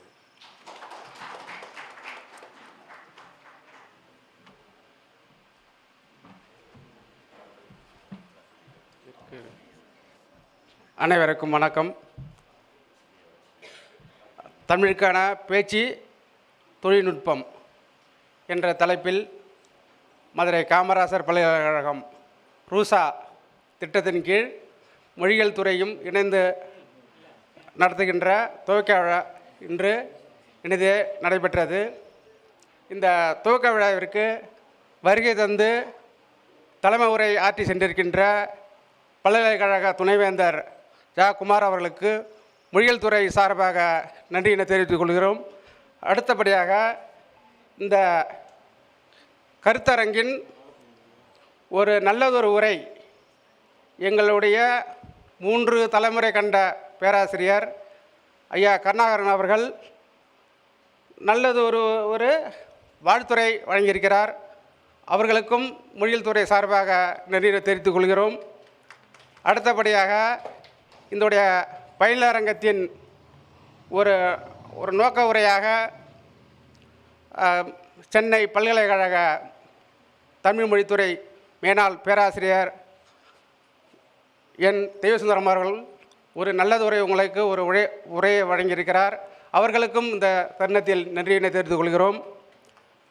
அடுத்தது இந்த பயிலரங்கின் வாழ்த்துறையாக எங்களுடைய முன்னாள் துறைத் தலைவர், முன்னாள் புலத்தலைவர், எங்களுடைய போற்றலுக்குரிய பாராட்டுக்குரிய அம்மா ரேணுகாதேவி அவர்களுக்கும் இந்த தருணத்தில் நன்றியினை தெரிவித்துக் கொள்கிறோம். அடுத்தது எங்களுடைய இப்போது எங்களுடன் இருந்து பல்வேறு பணிகளையும் அவர் ஆலோசனை தான் நாங்கள் செய்கிறோம்.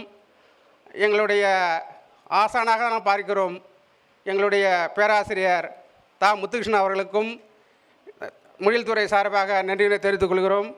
அடுத்தது எங்களுடைய புலத்தலைவர் ஜெனிபா அம்மா அவர்களுக்கும், அடுத்து வாழ்த்துறை வழங்கிய அனிதம் ஒருங்கிணைப்பாளர் சுகுந்தி நாடார் அம்மாவுக்கும் நன்றியினை தெரிவித்துக் கொள்கிறோம். அடுத்தது இந்த பயிலரங்கத்தில் அண்ணாமலை பல்கலைக்கழக முன்னாள் பேராசிரியர் காமாட்சி அவர்களுக்கும், இந்த மொழியியல் துறையின் முன்னாள் பேராசிரியர் மணிகண்ட பிள்ளை அவர்களுக்கும், இது எஸ்ஆர்என்சியுடைய முன்னாள் பேராசிரியர் நடராஜ பிள்ளை அவர்களுக்கும், நாட்டுப்புறத்துறை பேராசிரியர் கோபிநாத் அவர்களுக்கும், மற்றும் இந்த விழா சிறப்பிக்க காரணமாக இருந்த தமிழ் துறை மாணவர்களுக்கும், எங்கள் துறை மாணவர்களுக்கும் மற்றும் வெளியிலிருந்து வந்திருக்கின்ற பங்கேற்பாளர்களுக்கும் இந்த தருணத்தில் நன்றியினை தெரிவித்துக் கொள்கிறேன். மேலும் இத்துடன் இந்த நிகழ்வு முடிகின்றது. 2 மணிக்கு பிறகு நீதிவனகால் அரங்கில் அந்த உடைய செஷன் நடைபெற இருக்கிறது. இப்போ உணவு முடிந்தவுடன் நாங்கள் விழா அங்கே சிறப்பாக நடைபெற இருக்கிறது. நன்றி, வணக்கம். 2 மணிக்கு 2 மணி சரியாக நீதிவன அரங்கில் நடைபெறும்.